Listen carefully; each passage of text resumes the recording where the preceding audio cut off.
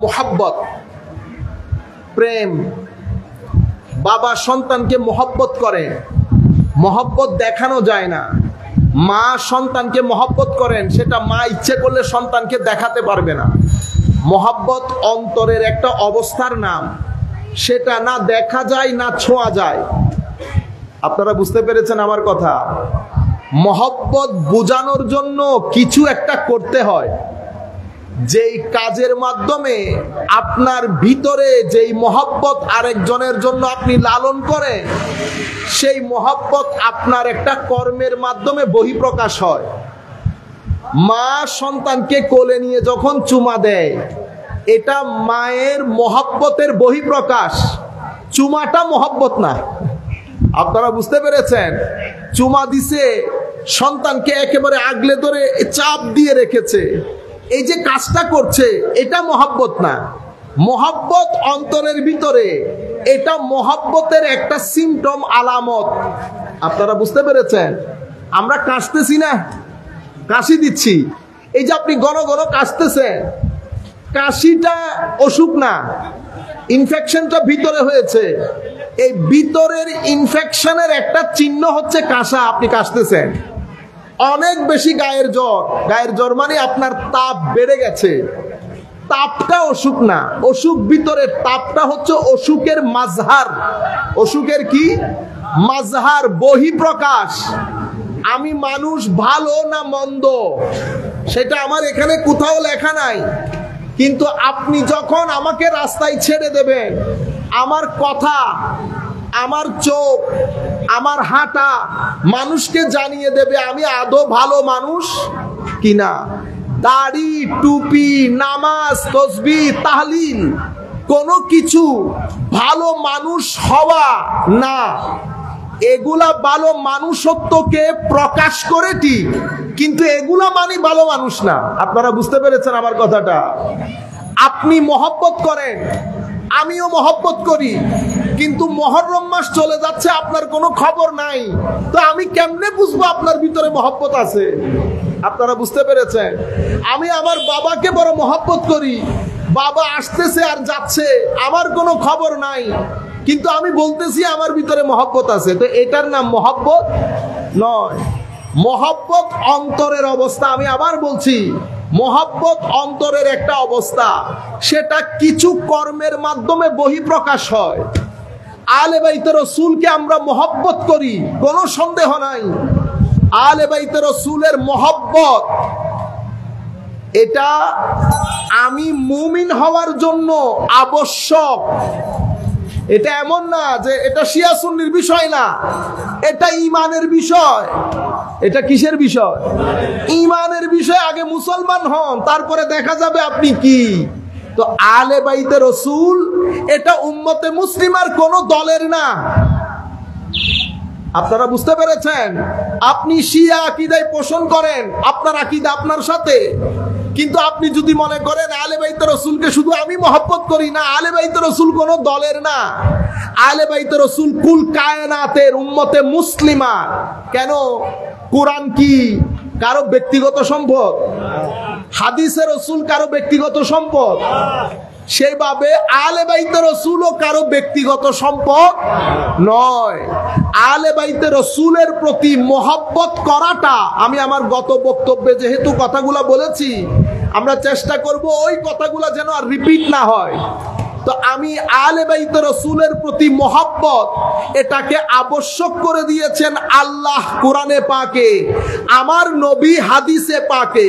সুতরাং আমরা আমাদের সন্তানদেরকে কোরআন এবং সুন্নাহ, নামাজ, তাসবিহ, তাহলিলের সাথে এটাও শিখাইতে হবে যে আলে বাইতে রাসূলের প্রতি মহব্বত আমাদের ঈমান। আমার সন্তান বাড়তে বাড়তে 7, 8, 9, 10 বছর হতে হতে এই নামগুলো তার মুখস্থ হয়ে যেতে হবে। আলে বাইতে রাসূলের মহব্বতের কথা তার মুখস্থ হয়ে যেতে হবে। ঠিক সেভাবে সাহাবায়ে কেরামও কোন দলের না। সাহাবায়ে কেরাম কোন দলের না। সাহাবায়ে কেরামও উম্মতে মুসলিমা। আমি আমার সন্তানকে যখন বড় করব, তরবিয়ত দেব, তালিম দেব, সেই তালিম ও তরবিয়তের সাথে সাথে নামাজ দোয়ার সাথে সাথে আমরা সাহাবায়ে কেরামের প্রতি মহব্বত, তাজিম এটারও কি করতে হবে? শিক্ষা দিতে হবে। আজকের মাহফিল যেহেতু এক্সক্লুসিভলি আহলে বাইত রাসূলের স্মরণে, সেই হেতু আমরা কনসেন্ট্রেট করব শুধু এই জায়গায়। আপনারা বুঝতে পেরেছেন?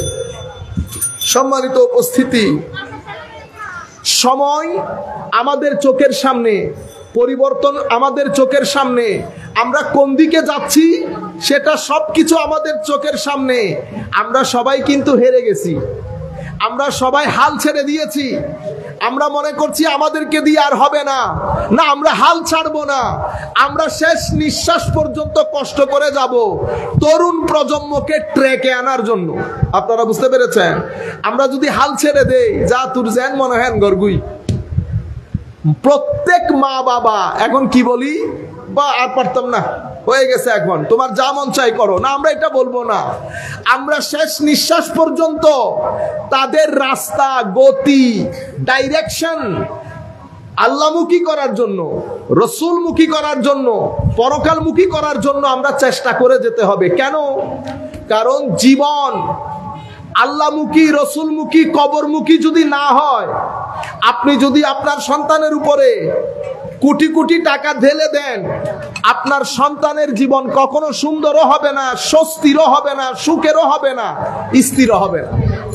জীবনের স্থিরতা, সুখ, স্বাচ্ছন্দ্য, শান্তি এগুলার জন্য খাদ্যের যেমন প্রয়োজন, ধর্মেরও তেমন প্রয়োজন। আমি যখন বলবো ধর্ম, এটা একটা প্যাকেজের নাম। এটা তাওহীদ, রিসালাত, কুরআন, সাহাবায়ে কেরাম, আহলে বাইত রাসূল, আউলিয়ায়ে কেরাম, মা বাবা, বড়, সব কিছুকে ইনক্লুড করে। আপনি সব কিছুর উপর বিশ্বাস করলেন, বড়দের সাথে শুধু বেয়াদবি করলেন, কি হবে?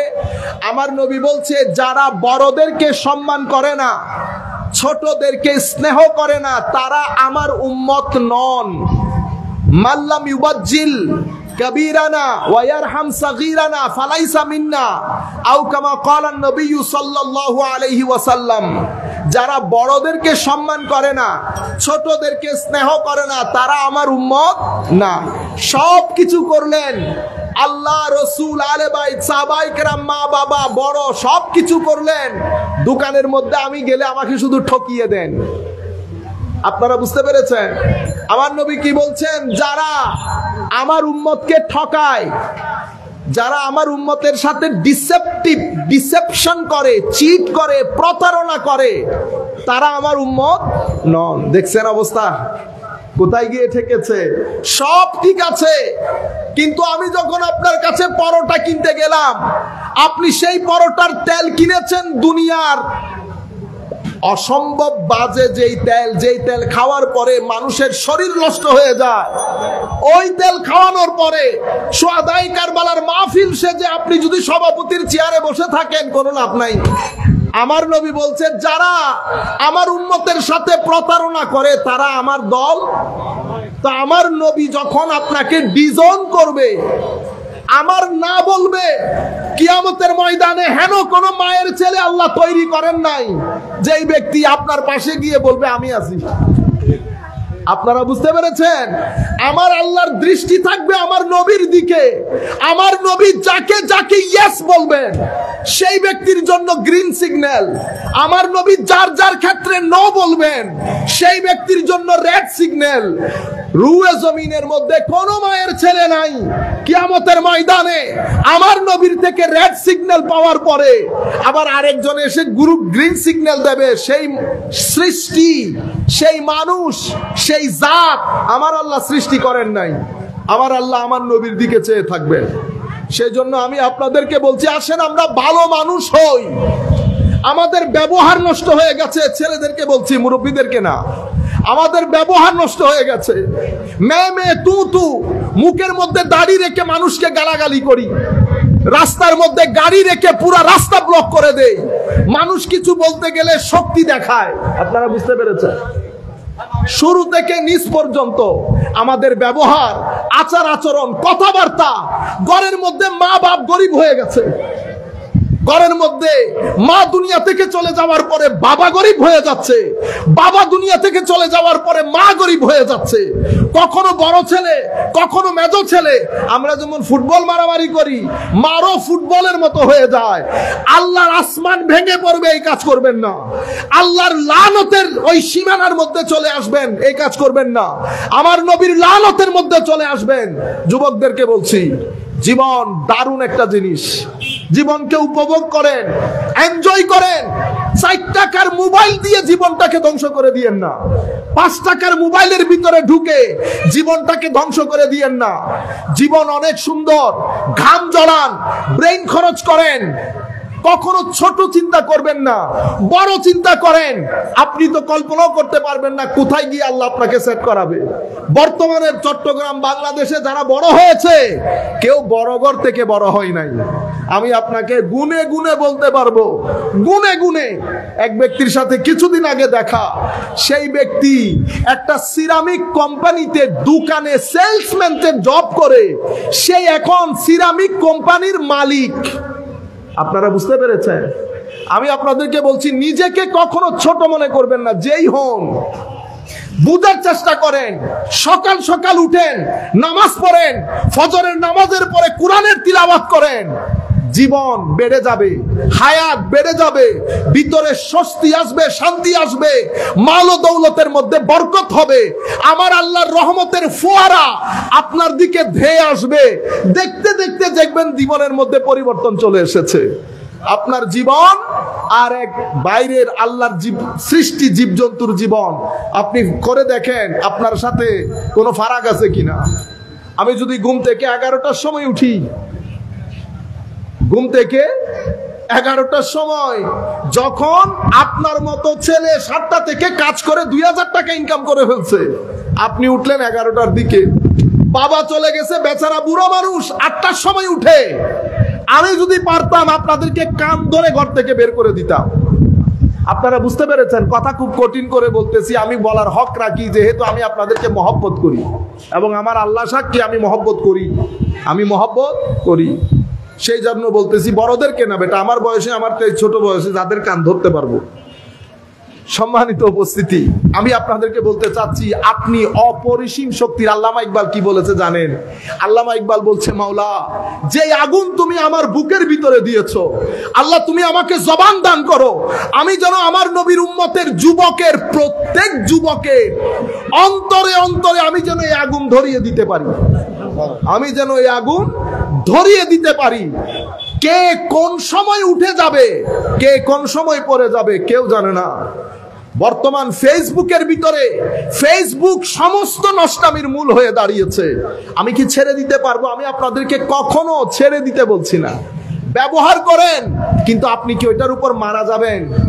আপনি কি ওইটার উপর জীবন নষ্ট করে দেবেন? 1 ঘন্টা ইউজ করেন, 2 ঘন্টা ইউজ করেন, রাত্রে জেগে ফেসবুক দেখা যদি এরকমই হয়, ঘুম নষ্ট করে আপনি গরু ছাগলের সাথে গোয়াল করে চলে যান। কেন জানেন? ঘুম নষ্ট করা আপনার শরীরের জন্য সেভাবে ক্ষতিকর, যেভাবে মদ, জুয়া এবং বিষ আপনার শরীরের জন্য ক্ষতিকর, ঠিক সেরকম রাত জেগে মোবাইল ব্যবহার করা আপনার চোখের জন্য, আপনার ব্রেইনের জন্য ক্ষতিকর। আপনি বুঝতেছেন না কেন? কারণ আমি আগে অসংখ্যবার বলেছি, চোখ, কান আল্লাহর সৃষ্টি, যেটা আপনাকে দিয়েছে। কোন সৃষ্টি একদিনে রিঅ্যাকশন করে না, 2 দিনে রিঅ্যাকশন করে না। এরা আপনাদেরকে টাইম দেয়। চোখ টাইম দেবে, কান টাইম দেবে, মুখ টাইম দেবে। একটা নির্দিষ্ট সময়ের পরে এক যুগে যখন রিঅ্যাকশন করা শুরু করবে, তখন আপনার বয়স মাত্র 30 বছর বয়সে এবার আপনার চোখ আস্তে আস্তে কম দেখতে শুরু করেছে, আপনার মাথার চুল পড়ে যাচ্ছে, আপনি গ্যাস্ট্রিকের জন্য খেতে পারছেন না। কেন? এগুলা আপনার গত 10 বছরের রেজাল্ট বের হচ্ছে একটা একটা করে। পৃথিবীতে অসংখ্য নিয়ামতের ছড়াছড়ি। আমার আল্লাহ আপনাকে ব্রেইন দান করেছেন, ব্রেইন ইউজ করেন। ব্রেইন ইউজ করে জাতির জন্য কিছু করেন, মা বাবার জন্য কিছু করেন, পরিবারের জন্য কিছু করেন। এখন আপনি নিজের জীবন নিজে চিন্তা করে দেখেন, আমার নবীকে যদি স্টেজে বসিয়ে আমি আপনার জীবন দেখাই, আমার নবী খুশি হবেন কিনা?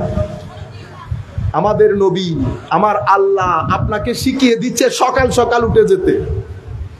আপনি উঠলেন দিনের 11টায়, তখন পৃথিবীর সূর্য, যখন আপনি 11টার সময় উঠেছেন, মধু পোকা 11টা বাজতে বাজতে মিনিমাম 10 কিলো মধু জোগাড় করে ফেলেছেন 6 কিলোমিটার দূরে গিয়ে। আমি মধু পোকার কথা বলছি।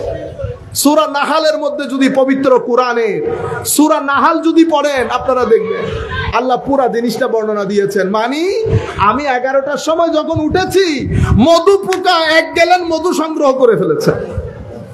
আপনারা বুঝতে পেরেছেন? কাজেই আমরা ফেরত আসি। প্রত্যেক যুগে আল্লাহ রাব্বুল আলামিন পৃথিবীকে দেখানোর জন্য 2টা শক্তি রেখেছেন।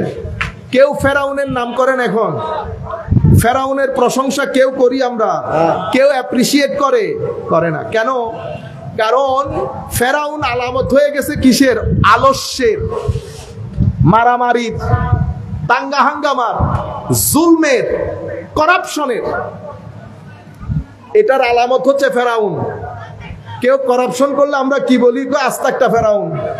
গালি দিলে বলি ফেরাউন, জুলুম করলে বলি ফেরাউন, সমাজের মধ্যে ফিতনা ফাসাদ করলে বলি ফেরাউন। তো সে কি হয়ে গেছে? সেই সমস্ত মন্দের সিম্পটম হয়ে গেছে। যেখানে যেখানে ফেরাউন থাকবে, সেখানে সেখানে আল্লাহ মূসাকে পাঠাবেন। যেখানে ফেরাউন পাবেন, সেখানে মূসা থাকবে। সময়ের পরিবর্তনে মূসার সংখ্যা হয়তো কম হয়ে আসবে, কিন্তু মূসা থাকবে। মূসা তাইলে তো মানুষ ফেরাউনের বাতাসে উড়ে যাবে। আমার আল্লাহ সেটা করেন নাই, আদালত প্রতিষ্ঠা করেছেন। যেখানে ফেরাউন সেখানে মূসা, যেখানে নমরুদ সেখানে ইব্রাহিম। আপনারা বুঝতে পেরেছেন?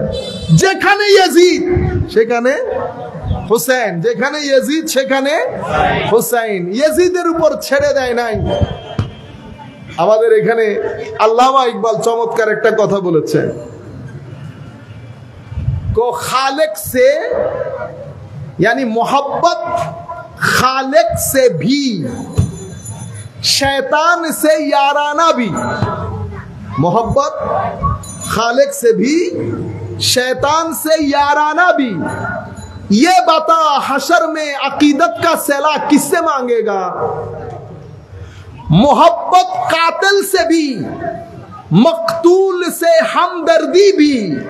ये बता हशर में मोहब्बत का सला किससे मांगेगा? को मोहब्बत আল্লাহর সাথেও, আবার শয়তানের সাথেও দোস্তি।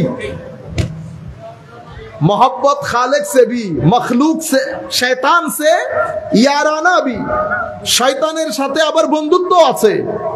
তো আল্লামা ইকবাল বলছেন, ये बता, হায় রে নবীর উম্মত, এখন বল কিয়ামতের ময়দানে বদলাটা কার কাছে চাইবি? আল্লাহর কাছে না শয়তানের কাছে? মোহাব্বত কাতিল সে ভি, যিনি হত্যা করেছেন তার সাথেও মোহাব্বত।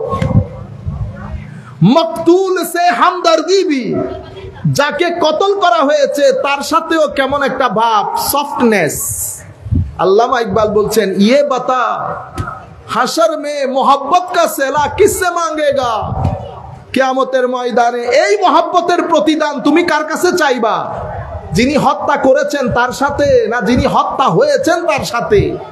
আমাদের জীবনে ডিসিশন একটা, হয় ফেরাউন নয় মূসা, হয় নমরুদ নয় ইব্রাহিম, হয় ইয়াজিদ নয় হুসাইন। আপনারা বুঝতে পেরেছেন? মোহাব্বত হুসাইনের, জীবন আদর্শ ইয়াজিদের। আপনারা বুঝতে পেরেছেন? মোহাব্বত হুসাইনের রাদিয়াল্লাহু তাআলা আনহু, কিন্তু জীবনের পরতে পরতে ইয়াজিদ বসে আছে। কথা বলি রুক্ষ, মানুষের সাথে মুআমালা করি, মুআমালাতের মধ্যে ইয়াজিদি।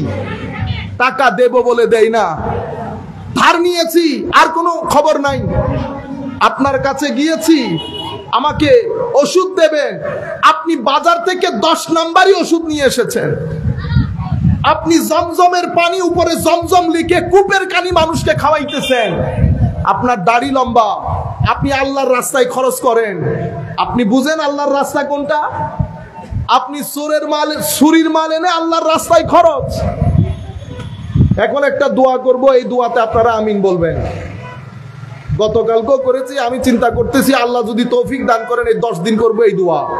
আল্লাহ, যাদের মাধ্যমে আমাদের দেশে করাপশনের বাজার গরম হয়েছে, বেয়াদবির বাজার গরম হয়েছে, মাওলা তাদের তকদিরে যদি হেদায়েত থাকে আল্লাহ আপনি হেদায়েত করেন। আমিন।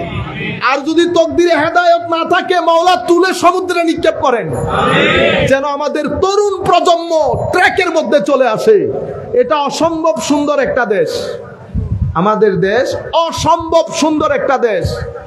ইউরোপ, আমেরিকা, এই টিভির চাকচিক্যের মধ্যে আপনারা হারিয়ে যান। আমেরিকায় যারা থাকে তাদেরকে জিজ্ঞেস করেন ভালো আছে কিনা। ভালো হওয়ার ভাব দেখায়। কি দেখায়? ভাব। কেন? কারণ ভালো থাকা সেটা অন্তরের বিষয়। সেটা কিসের বিষয়? অন্তরের বিষয়। আপনি যদি ভালো থাকেন তো কিছু জিনিস দিয়ে সেটা বোঝা যাবে। ভালো থাকেন সেটা গাড়ি দিয়ে বোঝা যায় না, সেটা টাইলসওয়ালা ঘর দিয়ে বোঝা যায় না, শুট বুট দিয়ে বোঝা যায় না। আপনারা মনে করেন ভালো থাকলে তো গাড়ি, ভালো থাকলে বাড়ি। মনে রাখবেন, গাড়ি, বাড়ি, টাইলস, শুট বুট এগুলো আপনার ভালো থাকার দলিল না। যদি আপনি ভালো থাকেন ডিভোর্স রেট কমে যাবে। কি কমে যাবে? ডিভোর্স রেট মানে ডিভোর্সের বাংলা কি বেটা? তালাক কমে যাবে। যদি আপনি ভালো থাকেন সমাজের মধ্যে মুড়ে মুড়ে মারামারি হয় না। আমি যদি আপনাকে এখান থেকে ইয়া পর্যন্ত, ওই যে মোড়টার নাম কি, কাঠগড় মোড়, পাঠাই, মিনিমাম 10 জনের সাথে আপনার লাগবে না? তার মানে কি আপনি ভিতর থেকে ভালো নাই। ভিতর থেকে ভালো লাগলে মানুষ ধৈর্যশীল হয়। কি হয়? ধৈর্যশীল। মানুষের মধ্যে হায়া থাকে, জবানের মধ্যে হায়া থাকে। যদি ভালো হন কিছু জিনিস কমে যাবে। ডিভোর্স রেট কমবে, ক্রাইম রেট কমবে, বেয়াদবি কমবে, হত্যাযজ্ঞ কমবে, কিছু জিনিস বাড়বে। মানুষের সম্মান, একজনের সাথে একজনের সম্পর্ক, আদব, স্থিতিশীলতা, শৃঙ্খলা বাড়বে। আপনি যে খারাপ আছেন সেটা গাড়ি বাড়ি না। আপনার সুইসাইড রেট বেড়ে গেছে, তো আপনি কেমনে ভালো আছেন? আত্মহত্যা বেড়ে গেছে। আমেরিকার মধ্যে আত্মহত্যা বেশি না বাংলাদেশে বেশি? আমেরিকাতে বেশি। তো আপনি বলতেছেন আমেরিকা বহুত ভালো, গাড়ি বাড়ি বড়। আপনারা বুঝতে পেরেছেন? আমাদের বাংলাদেশে এই পর্যন্ত কোন ছেলে উঠে কোন স্কুলের মধ্যে ব্রাশ ফায়ার করছে? আমেরিকাতে হয়েছে ঘটনা, প্রত্যেক মাসে হচ্ছে। এখন আপনি বলেন তো ভালো কে আছে? মানুষের ভিতর যদি ভালো থাকে তাইলে তো এই ঘটনা ঘটবে না। গাড়ি, আমাদের ছেলেদেরকে বলছি এটা, আপনারা মনে করেছেন হুজুর গাড়ি লাগবে, বাড়ি লাগবে, খবরদার। আল্লাহর দরবারে হায়াতে তাইয়্যিবা চাইবেন, আল্লাহর দরবারে হুসাইনিয়ত চাইবেন, ইয়াজিদিয়ত থেকে পানা চাইবেন। টাকা পয়সা, ধন দৌলত, গাড়ি বাড়ি সবকিছু হুসাইনিয়তের আদর্শ লালনকারী হবে যদি আপনার কলব বাতেনের মধ্যে ইতমিনানে কলব তথা প্রশান্তি থাকে। প্রশান্তি কিভাবে আসে? দুইটার মাধ্যমে আসে। কি কি জিনিস? আপনি, এটা সবার জন্য বলবো, আপনি আপনার সন্তানদেরকে, আপনি নিজে, আল্লাহ যে প্রকৃতি বানিয়েছে, সমুদ্র, নদী, পাহাড়, জঙ্গল, আপনি ছেলেদেরকে এগুলার কাছে নিয়ে যাবেন। গরু ছাগল এগুলার কাছে নিয়ে যাবেন। হাঁস মুরগি পাখি আল্লাহ যে সৃষ্টি করেছেন এই সৃষ্টির নিকটে, নাম্বার 1। নাম্বার 2, আপনার ছেলেদেরকে, আমাদের ছেলেদেরকে জিকির শিখাবেন। জিকির নামাজ, জিকির মানি তিলাওয়াত, জিকির মানি দরুদ, জিকির মানি মা বাবার খেদমত, জিকির মানি সমাজের গরিব গুরাবার খেদমত, জিকির মানি মানুষের মুখে হাসি ফুটানো। এই 2 কাজ যদি আপনি করেন, আপনি পৃথিবীতে সফল মা বাবা। যদি এটা করতে না পারেন, আপনি পৃথিবীতে চলে যাওয়ার দের। আপনার দোকান নিয়ে ছেলেরা মারামারি করবে, আপনার জমি নিয়ে ছেলেরা মারামারি করবে, আপনার ঘর নিয়ে ছেলেরা মারামারি করবে। এটা আপনি ভুল করে ফেলেছেন। আমি আপনাদেরকে বলছি, আমরা এখন যেটা হয়েছে আমরা হেরে গেছি, মেনে নিচ্ছি, আমরা মানবো না। আজকের পর থেকে যতদিন শ্বাস প্রশ্বাস চলে নাকের মধ্যে, আমরা এটা মানব না।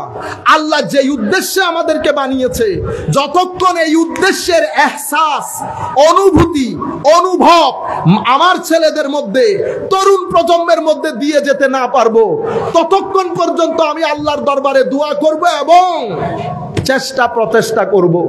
মহরম মাস এসেছে, আমাদের এখানে অনেক ভাইরা দেখেছি যাদের ছোট ছোট বাচ্চা আছে, আমি চিনি মৌসলি। আপনারা আপনাদের ছেলেদেরকে এই আগামী 10 দিন অফিস থেকে আর্লি আসবেন, প্রত্যেক দিন রাতে আধা ঘন্টা বসে বসে তাদেরকে আলে বাইত রাসূলের তালিম দেবেন। নামগুলা বলবেন। ইমামে হাসান নাম শুনলে তো অন্তর বড় হয়ে যায়। কেন? কারণ হাসান এবং হুসাইন আমার নবীর 2 নাতির নাম হওয়ার আগে সৃষ্টির মধ্যে কারো নাম হাসান হুসাইন ছিল না।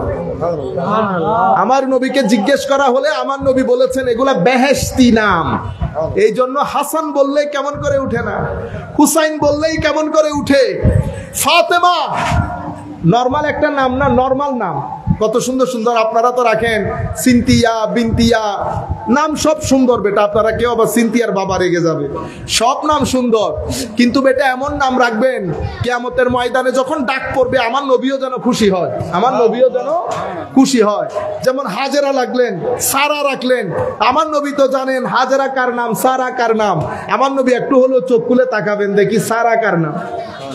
এমন নাম রাখবেন না যেই নাম ভারী হয়ে যায়। আমি আপনাদেরকে বলছিলাম হাসান, হুসাইন, ফাতেমা, আয়েশা, দেখলেন আয়েশা নামের মধ্যে সফটনেস দেখেছেন। কেন?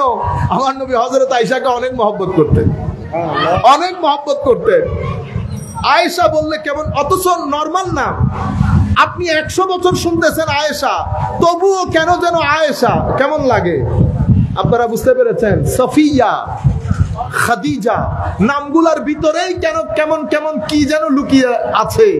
সম্মানিত উপস্থিতি, আমি আপনাদেরকে জিনিসটা বুঝাতে চাচ্ছি যে আপনি আপনার অফিস থেকে ফেরার পথে প্রত্যেক দিন আধা ঘন্টা সময় আপনার না হলে মাদেরকে বলে দেন, শীট করে দেন, বের করে লিখে দেন, দরুদ শরীফ পড়তে বলেন, কারবালার ঘটনা শুনান, হাসান হুসাইনের ঘটনা শুনান, ফাতেমাতুজ জাহরার কথা বলেন, সাহাবায়ে কেরামের কথা বলেন, তাদের ত্যাগ তিতিক্ষার কথা বলেন।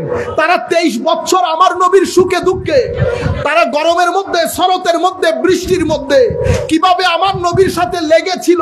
পরিবার পরিজন ছেড়ে দিয়েছে, বাবা ছেলের বিরুদ্ধে দাঁড়িয়ে গেছে, ছেলে বাবার বিরুদ্ধে দাঁড়িয়ে গেছে, আত্মীয় আত্মীয়তার সাথে দাঁড়িয়ে গেছে, ভাই ভাইয়ের বিরুদ্ধে দাঁড়িয়ে গেছে আমার নবীর কারণে। সেই নবীর উম্মত আমরা, সে সাহাবায়ে কেরামের পদাঙ্ক অনুসরণকারী আমরা, সে আলে বাইত রাসূলের মহব্বতের স্লোগানধারী আমরা। আমাদের জীবন যদি সুন্দর না হয়, আমার নবী লজ্জিত হবেন না। আমাদের জবানের মধ্যে হায়া থাকতে হবে, আমাদের চোখের মধ্যে হায়া থাকতে হবে, ভদ্রতা থাকতে হবে।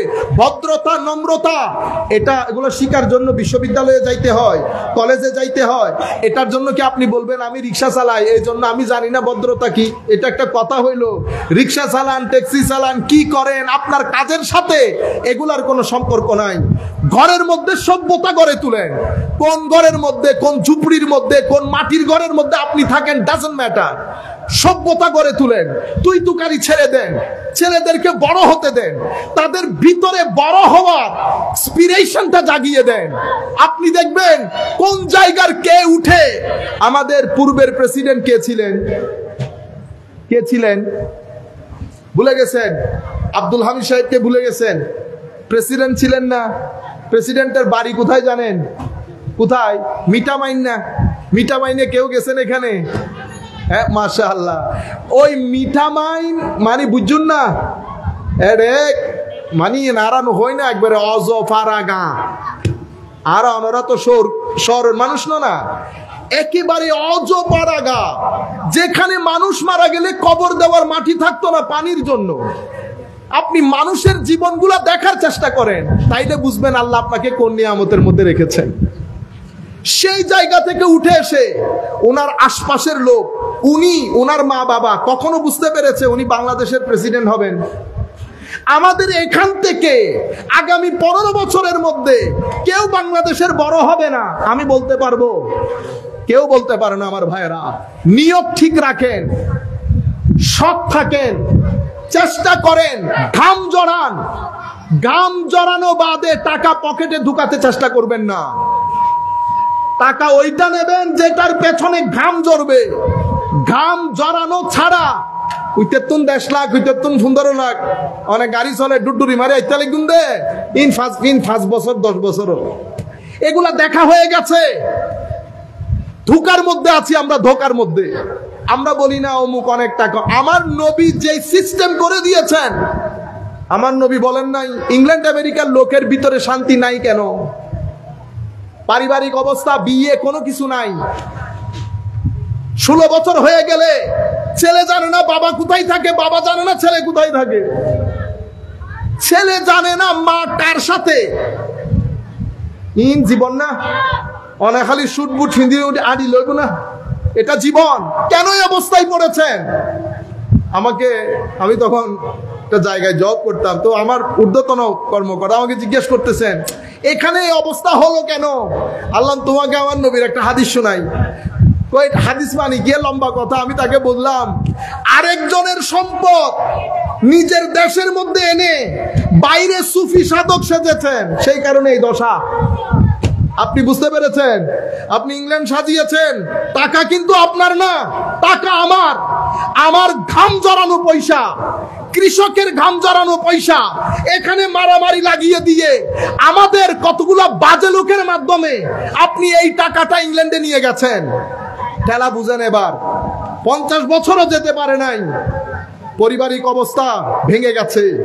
বাবা সন্তান, বাবা যখন 80-90 বছরের হয়, চিন্তা করতে পারবেন সন্তান 2-4 মাস পরে একবার আই বাপরে চাইবে, 2-4 মাস পরে একবার বাবাকে দেখতে আসে। আপনারা বুঝতে পেরেছেন? সেই কারণে পরের সম্পদ, আরেকজনের সম্পদ কোনো নাম দিয়ে খাবেন না। আপনারা বুঝতে পেরেছেন কেন ভাই? কারণ এই টাকা আপনার 2 জেনারেশনের শান্তি নষ্ট করবে মিনিমাম। কয় জেনারেশন? 2 জেনারেশনের শান্তি নষ্ট করবে। শুধুমাত্র শান্তি নষ্ট করবে তা না, লাঞ্ছিত হবে, বঞ্চিত হবে। আপনারা বুঝতে পেরেছেন? ইয়েজিদের বিষয়ে আল্লামা ইকবাল একটা চমৎকার কথা বলেছেন, সেটা আপনাদের সাথে শেয়ার করি। আল্লামা ইকবাল বলছেন, তো হুসেন রাদিয়াল্লাহু তাআলা আনহু, তো আপনার প্রতিশোধের একেবারে আমরা বলি না লাজবাব করে দিছে। এ হুসাইন হাদ হি নেহি তেরি ইন্তেকাম কি, আপনার প্রতিশোধের কোন সীমা পরিসীমা, লাজবাব প্রতিশোধ। আপনাদের মনে প্রশ্ন আসতেছে না, কিরে হুজুর তো যুদ্ধই করতে পারেন নাই, 10-11 জন মিলে 80-90 জন মিলে এত বড় বাহিনীর সাথে যুদ্ধ করার কোনো সুযোগ আছে? কিন্তু মনে রাখবেন, যখন আপনি আদর্শের সাথে থাকবেন, নো ম্যাটার আপনি সংখ্যাই কত, আপনি দুনিয়া থেকে চলে যান, আপনার আদর্শ আপনাকে কিয়ামত পর্যন্ত বাঁচিয়ে রাখবে। আপনার আদর্শ, যদি আপনি সৎ থাকেন, যদি আপনার ভিতরে একনিষ্ঠতা থাকে, পুরা পৃথিবী চেষ্টা করলেও আপনার আদর্শ জমিন থেকে মুছতে পারবে না। যদি আপনি সংখ্যাই বেশি হন আর আদর্শ না থাকে, পুরা পৃথিবী মিলে চেষ্টা করলেও আপনাকে পৃথিবীতে বাঁচিয়ে রাখতে পারবে না। ইমামে হুসাইনের সাথে আদর্শ ছিল, আমার নবী ছিলেন, জাস্টিস ছিল, হিউম্যানিটি ছিল, মোহাব্বত ছিল, প্রেম, ভালোবাসা, ইকুয়ালিটি, সুবিচার, মানুষের প্রতি ভালোবাসা, সবকিছু মিলে ইমাম হুসাইন দাঁড়িয়েছেন আদর্শ নিয়ে। সংখ্যায় কম। আল্লামা ইকবাল বলছেন, হুজুর হাদ হি নেহি তেরে ইন্তেকাম কি কে লফজ ইয়াজিদ কো গালি সে বদতর বানা দিয়া। বুঝেছেন? তো ইয়াজিদ শব্দটাকে গালি থেকেও খারাপ করে দিয়ে চলে গেছে। সেই দিন থেকে আজকের দিন পর্যন্ত। আমি গত মাহফিলও বলেছি, ব্রাহ্মণবাড়িয়ার এক ভদ্রলোক আমাকে অনেক লম্বা কথা, আপনি ইয়াজিদের ব্যাপারে কি জানেন, অমুক সমুক, উনি তাবেই ছিলেন। বিয়াদবিরও একটা শেষ থাকে, বিয়াদবিরও একটা শেষ থাকে। তো বিয়াদবের সাথে কখনো ডিবেট করতে যাবেন না। বিয়াদব যা বলে তা মেনে নিবেন। কেন? কারণ বিয়াদবের সাথে কথা বলতে হলে ওর সমপর্যায়ে নামতে হবে। সুতরাং কথা বলার কোনো দরকার। এখন আপনি উঠে বলেন আমাকে বের হন, আমি কিন্তু আপনার সাথে 2 কথাও আর বলবো না, আমি বের হয়ে চলে যাব। কিন্তু কোন ইউনিভার্সিটির প্রফেসর এসে যদি বলে বের হন, স্টেজের মধ্যে উঠে দাঁড় করাবো, আয়ো, কিন্তু আপনার সাথে বলবো না। মিলতে হয় কুফু। তো উনি বলছেন ইয়াজিদ তাবেঈ, লম্বা কথা। তা বলছে একটা কাজ করেন, তাবেঈ যেহেতু, আপনি যদি কম বয়সের হন, আমি তার মোবাইলের ভিতরে দেখতেছি না হুজুর বয়স কত, যদি কম বয়সের হন, বাচ্চা টাচ্চা হওয়ার সুযোগ থাকে, তাইলে আপনার একটা ছেলের নাম ইয়াজিদ রেখে দেখাবেন যেহেতু তাবেঈ। অথবা যদি সম্ভব না হয় আপনার একটা নাতির নাম ইয়াজিদ রেখে দেখান, পারবেন না। কেন? কারণ নামটাকে পিষে দিয়ে হয়েছে। কে পিষে দিয়েছে? আদর্শ। ফেরাউন, মুসা আলাইহিস সালাম, মুসা আলাইহিস সালাম তো পলায়ন করেছেন, ঠিক না? পিছনে ফেরাউন গেছে, ফেরাউনের সৈন্যবাহিনী, সুপার পাওয়ার, কিন্তু আজকের দিন পর্যন্ত ফেরাউন ফেরাউনই রয়ে গেল। মানুষ এখনো ফেরাউনকে থুতু মারে ইজিপ্ট মিশরের মধ্যে গিয়ে, আমরাও মেরেছি। আপনি জালেমের জন্য যখন শব্দ ব্যবহার করেন, ওই ফেরাউন গালি দিল, আস্তে একটা ফেরাউন করাপশন করেছে, আস্তে একটা ফেরাউন। মানে সে একটা পুরা একটা হেডলাইন হয়ে গেছে। কিসের? মন্দের। আদর্শের মধ্যে হযরতে মূসা আলাইহিস সালাম, এটা আদর্শের লাইন ছিল, সেটা বেঁচে আছে, সংখ্যাই কম। হযরতে ইব্রাহিম আলাইহিস সালাম আদর্শের উপর থেকে আগুনের মধ্যে নিক্ষেপিত হয়েছে, সব পাওয়ার তাদের, কিন্তু ইব্রাহিম আলাইহিস সালাম বেঁচে আছেন সমাজের মধ্যে। কেউ নন মুসলিম বলেন, খারাপ মানুষ বলেন, সোসাইটির মধ্যে একটা ডাকাত ধরে আনেন, ডাকাত, তারও জিজ্ঞেস করেন ফেরাউন না মুসা, সেও বলবে মুসা। এটা আজীব বিচার আল্লাহ। সমাজের সবচেয়ে খারাপ মানুষ, যেই ব্যক্তি ধর্মকর্ম বুঝে না, হুসাইন ইয়াজিদ চিনে, তাকেও জিজ্ঞেস করেন হুসাইন না ইয়াজিদ, সে চোখ বন্ধ করে চিন্তা ছাড়া বলে দেবে দূর বেটা, ইয়াজিদ আবার কি জিনিস।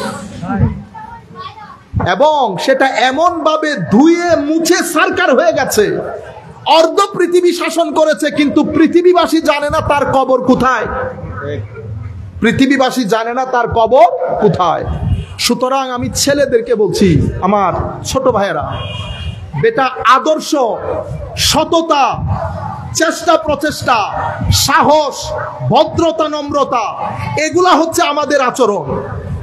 এগুলার মাধ্যমে আপনার প্রতিষ্ঠা। মনে রাখবেন, যে রাস্তা দিয়ে আমরা হাঁটছি, রাস্তা পাকা হয়ে যাবে যেভাবে ইউরোপে পাকা হয়েছে। লাইট থাকবে, আগে এয়ার কন্ডিশন ছিল না, এয়ার কন্ডিশন হয়ে যাবে। গাড়ি নাই, গাড়িও হয়ে যাবে। গাড়ি, বাড়ি, এয়ার কন্ডিশন সবকিছু আমার দরকার, কিন্তু বিশ্বাস করেন সবকিছু মিলে আপনার ভিতরকে শান্তি দিতে পারবে না। সেই কারণে বাংলাদেশে আত্মহত্যা অনেক বেড়ে যাচ্ছে, আপনারা জানেন কিনা জানি না। যদি আপনাদের দেখতে মন চায়, চট্টগ্রাম হসপিটালে পুরো সপ্তাহে মিলে 3-4 দিন যাবেন ইমার্জেন্সিতে, দেখবেন কি পরিমাণ মানুষ আত্মহত্যার দিকে ঝুঁকছে। কেন করছে?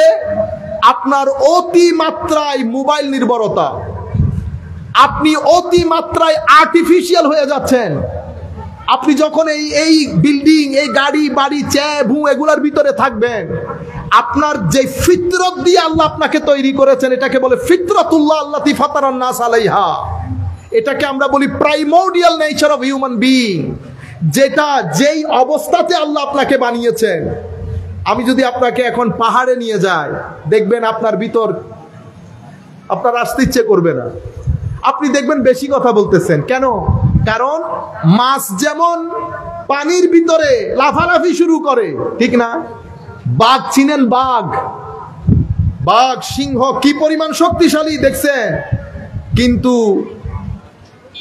ক্রোকোডাইল আছে না, এটারে বাংলাতে কি বলবে? এটা কুমির পানি ছেড়ে যখন কুলে আসে, বাঘ একবার ডান পায়ে দেয় থাপ্পড়, আরেকবার বাম পায়ে দেয় থাপ্পড়, তারপরে ঘাড়ের মধ্যে চাপা ধরে কুমিরকে। এই কুমির যখন পানিতে যায়, তো 7-8টা বাঘ মিলে কুমিরকে পারে। কেন? কারণ কুমির আর পানি এটা এই মুদ্রার এপিঠ ওপিঠ। আমাদেরকে আল্লাহ একটা নেচার দিয়ে বানিয়েছেন, আমাদের ভিতরে একটা প্রকৃতি স্বভাবজাত ধর্ম আছে।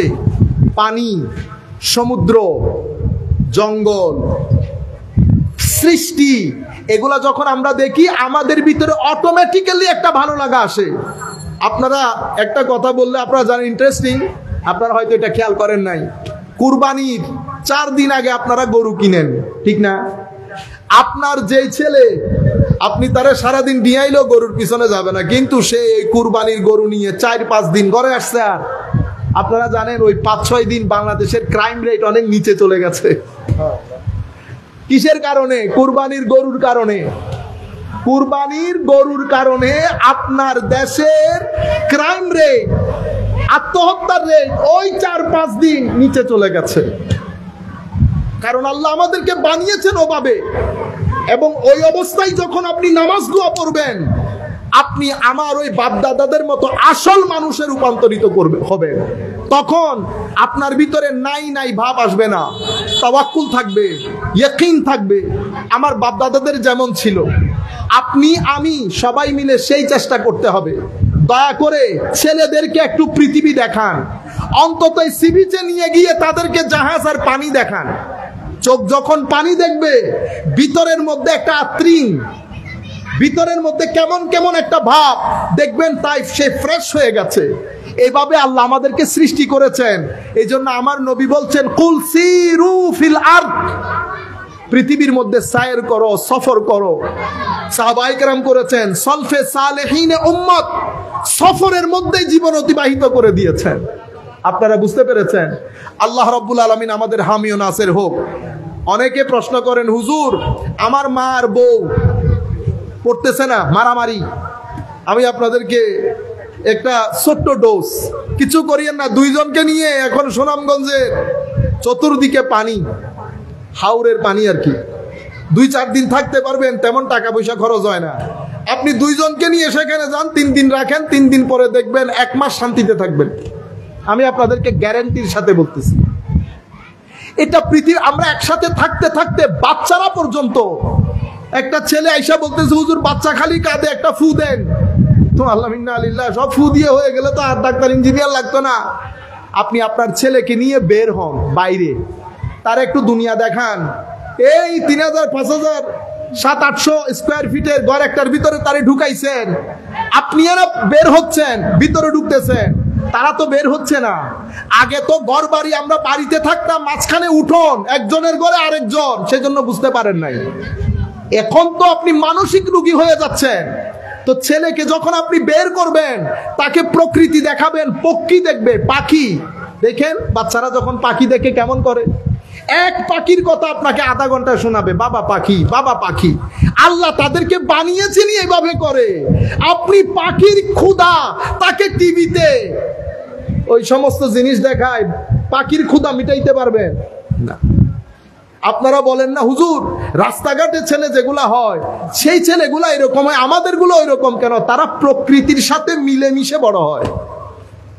আমার ছেলে, আমারগুলো সেই জন্য ইংল্যান্ড আমেরিকার মধ্যে ওরা কি করে, ওরা বড় বড় পার্ক করে। সেই পার্কের মধ্যে বাবারা হাঁটে, ছেলেদেরকে নিয়ে যায়, ফুটবল খেলে। যদি ওইটা না থাকতো, পরিস্থিতি আরো করুণ হতো। আমি আপনাদেরকে বলছি, শুধু মাহফিল করলে তো আর হবে না।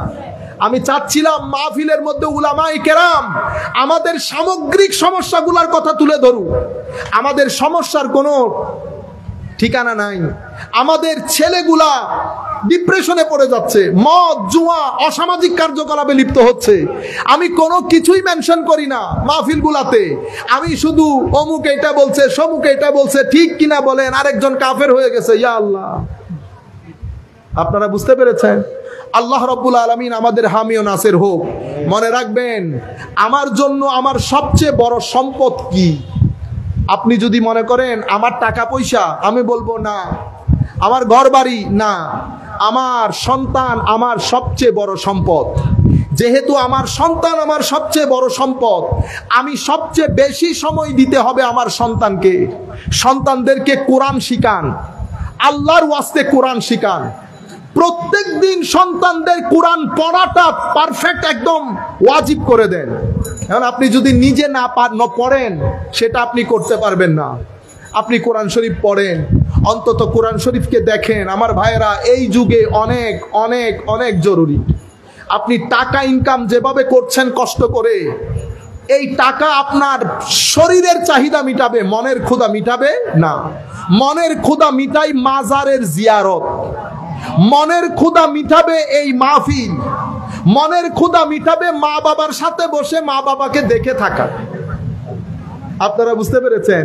মনের ক্ষুধা মিটে মসজিদের ইমাম মুয়াজ্জিন, বুজুর্গ আমাদের আগের ইমাম মুয়াজ্জিন, এখনকার গুলো যা আগে একটু বুজুর্গ টাইপের ছিল না, হায় হায়, এই ধরনের বুজুর্গানে দিনের এমনি একটু করে যাবেন, পান একটা দিয়ে 2-4 মিনিট থেকে আসবেন, এগুলো আপনার বিতর্কে চার্জ করে ফেলবে। কবরস্থানে গিয়ে মুরব্বিয়ানে কেরামের জিয়ারত করবেন, 10 মিনিট সেখানে বসে থাকবেন, চিন্তা করবেন আল্লাহ আজকে আছি, আমিও না আসলাম, কাশ যদি আল্লাহ আমার সন্তানদেরকে তৌফিক দেন তারাও আসবে, আজকে আমি উপরে কালকে আমি নিচে, বিষয়গুলোকে ফিল করবেন, দেখবেন আপনার ভিতরে 10 বছরের টেনশন খতম হয়ে যাবে। আপনারা বুঝতে পেরেছেন? নূর, কোরআনের নূর, হাদিসের নূর, মসজিদের নূর, সোহবতের নূর, এই নূর আপনার জন্য অনেক জরুরি জিনিস। এমন বন্ধু বান্ধবের সাথে মিশবেন না যেই বন্ধু বান্ধবগুলা রাত দিন টাকার কিচ্ছা করে, যেই বন্ধু বান্ধবগুলা রাত দিন গালি গালাজ অশ্লীল কথা বলে, এমন বন্ধুত্ব এড়িয়ে চলেন। ওই বন্ধুত্বের সাথে যায়েনই না যেই বন্ধুত্ব পরকালে কবরে কোনো কাজে আসবে না। সেই বন্ধুত্ব আসল বন্ধুত্ব, যেই বন্ধুত্ব দুনিয়াতেও কাজে আসে, আখিরাতেও কাজে আসে। উলামায়ে কেরাম যখন হাত তুলেন কি বলে? আল্লাহ আমাকে ক্ষমা করেন, আমার মা বাবা ভাই বন্ধু। দেখছেন? এমন ব্যক্তির সাথে বন্ধুত্ব করেন যেই ব্যক্তি হাত তুললেই আপনাকে স্মরণ করবে, কারণ আপনি কোন একটা জায়গায় গিয়ে কিছু নূর পেলেন, সেই নূর এমন বন্ধুর কাছে গেলেন 2 সেকেন্ডে শেষ হয়ে গেছে বন্ধু। কেন? কারণ সঙ্গ দোষে লোহা ভাসে। 7টা আম ভালো ছিল, একটা আমের মধ্যে পছন্দ ধরেছে, আপনার উচিত ছিল পছন্দের আমটা বের করে নেওয়া। আপনি কি করলেন? আচ্ছা দেই না, হালি ফজর দুটি হইল, এটা ফজর দুটি চাইতে কিন্তু ওই 7 আমের মধ্যে আরো 2 আমও গেছে, 2 আমও গেছে। এটা আল্লাহর ধরতির নিয়ম। পচা মানুষ, পচা মাছ, এগুলো দুর্গন্ধ বেশি ছড়ায়, সুতরাং পচনশীল জিনিস থেকে নিজেকে দূরে রাখবেন। সময় খুব সংক্ষিপ্ত, এমন কোনো কথা নাই যে আস্তে আস্তে দুনিয়া থেকে যাব। আমার ভাইরা, প্রতি মুহূর্তে আমরা অভিজ্ঞতার, আমাদের নিজের চোখ দেখছে, প্রতি মুহূর্তে আমাদের চেয়ে ছোট আরো অনেক ছোট মানুষ চলে যাচ্ছে, নানা দুনিয়াতে নাতি চলে গেছে। এটা পৃথিবীর নিয়ম। আমি যদি মনেই করে রাখি যে আমি আরো অনেক পরে চলে যাব, আপনি মূর্খের সমুদ্রে আছেন। আসেন আমরা ফেরত আসি। আল্লাহর রাস্তা, রসুলের রাস্তা, কবরের রাস্তা, এটা আপনার দুনিয়ার জীবনকেও সম্মানিত করবে, আখিরাতের জীবনকেও সম্মানিত করবে। আপনারা বলেন আমার ভাই, আমাদের 2 টাকার কোনো মূল্য আছে? আপনারা না বা সম্মান করতেছেন, কি করেন, কিন্তু আমি তো আমাকে চিনি না। আই আর যেতে চাই, আই এদিন রাতে বই বই আসি দিয়া হইদি মানুষ কোনো ফল নি। বারা মানুষ করে সম্মান করলে লেখাপড়া জানে দেন লোক মানুষের সম্মান করলি যোগ্য সম্মান, ইয়া মানুষ আই চিন্তা করে দিতারা আর এলে সম্মান করে দিয়ে কারণ কি? আই বোধ করি চাইলাম ডানের তুন বামের তুন উত্তর পূর্ব, মানে এখানে এমন কোনো কিছু আছে কিনা যেটার মাধ্যমে মানুষ সম্মান করতে পারে। আমি দেখলাম এখানে কোনো চরিত্র নাই, এটা বালা টিয়া হয়েছে তাইলে একখান হতা আছে, টাকা পয়সাও নাই, পাওয়ারও নাই, তাইলে মহব্বত করার কারণ কি? মনে রাখবেন, আপনি আমাদেরকে দেখেন, আল্লাহ আমাদেরকে যে সম্মান দিয়েছেন এই বয়সে, আল্লাহ আপনাদের দেশের মন্ত্রী মিনিস্টারকেও সেই সম্মান দেন নাই।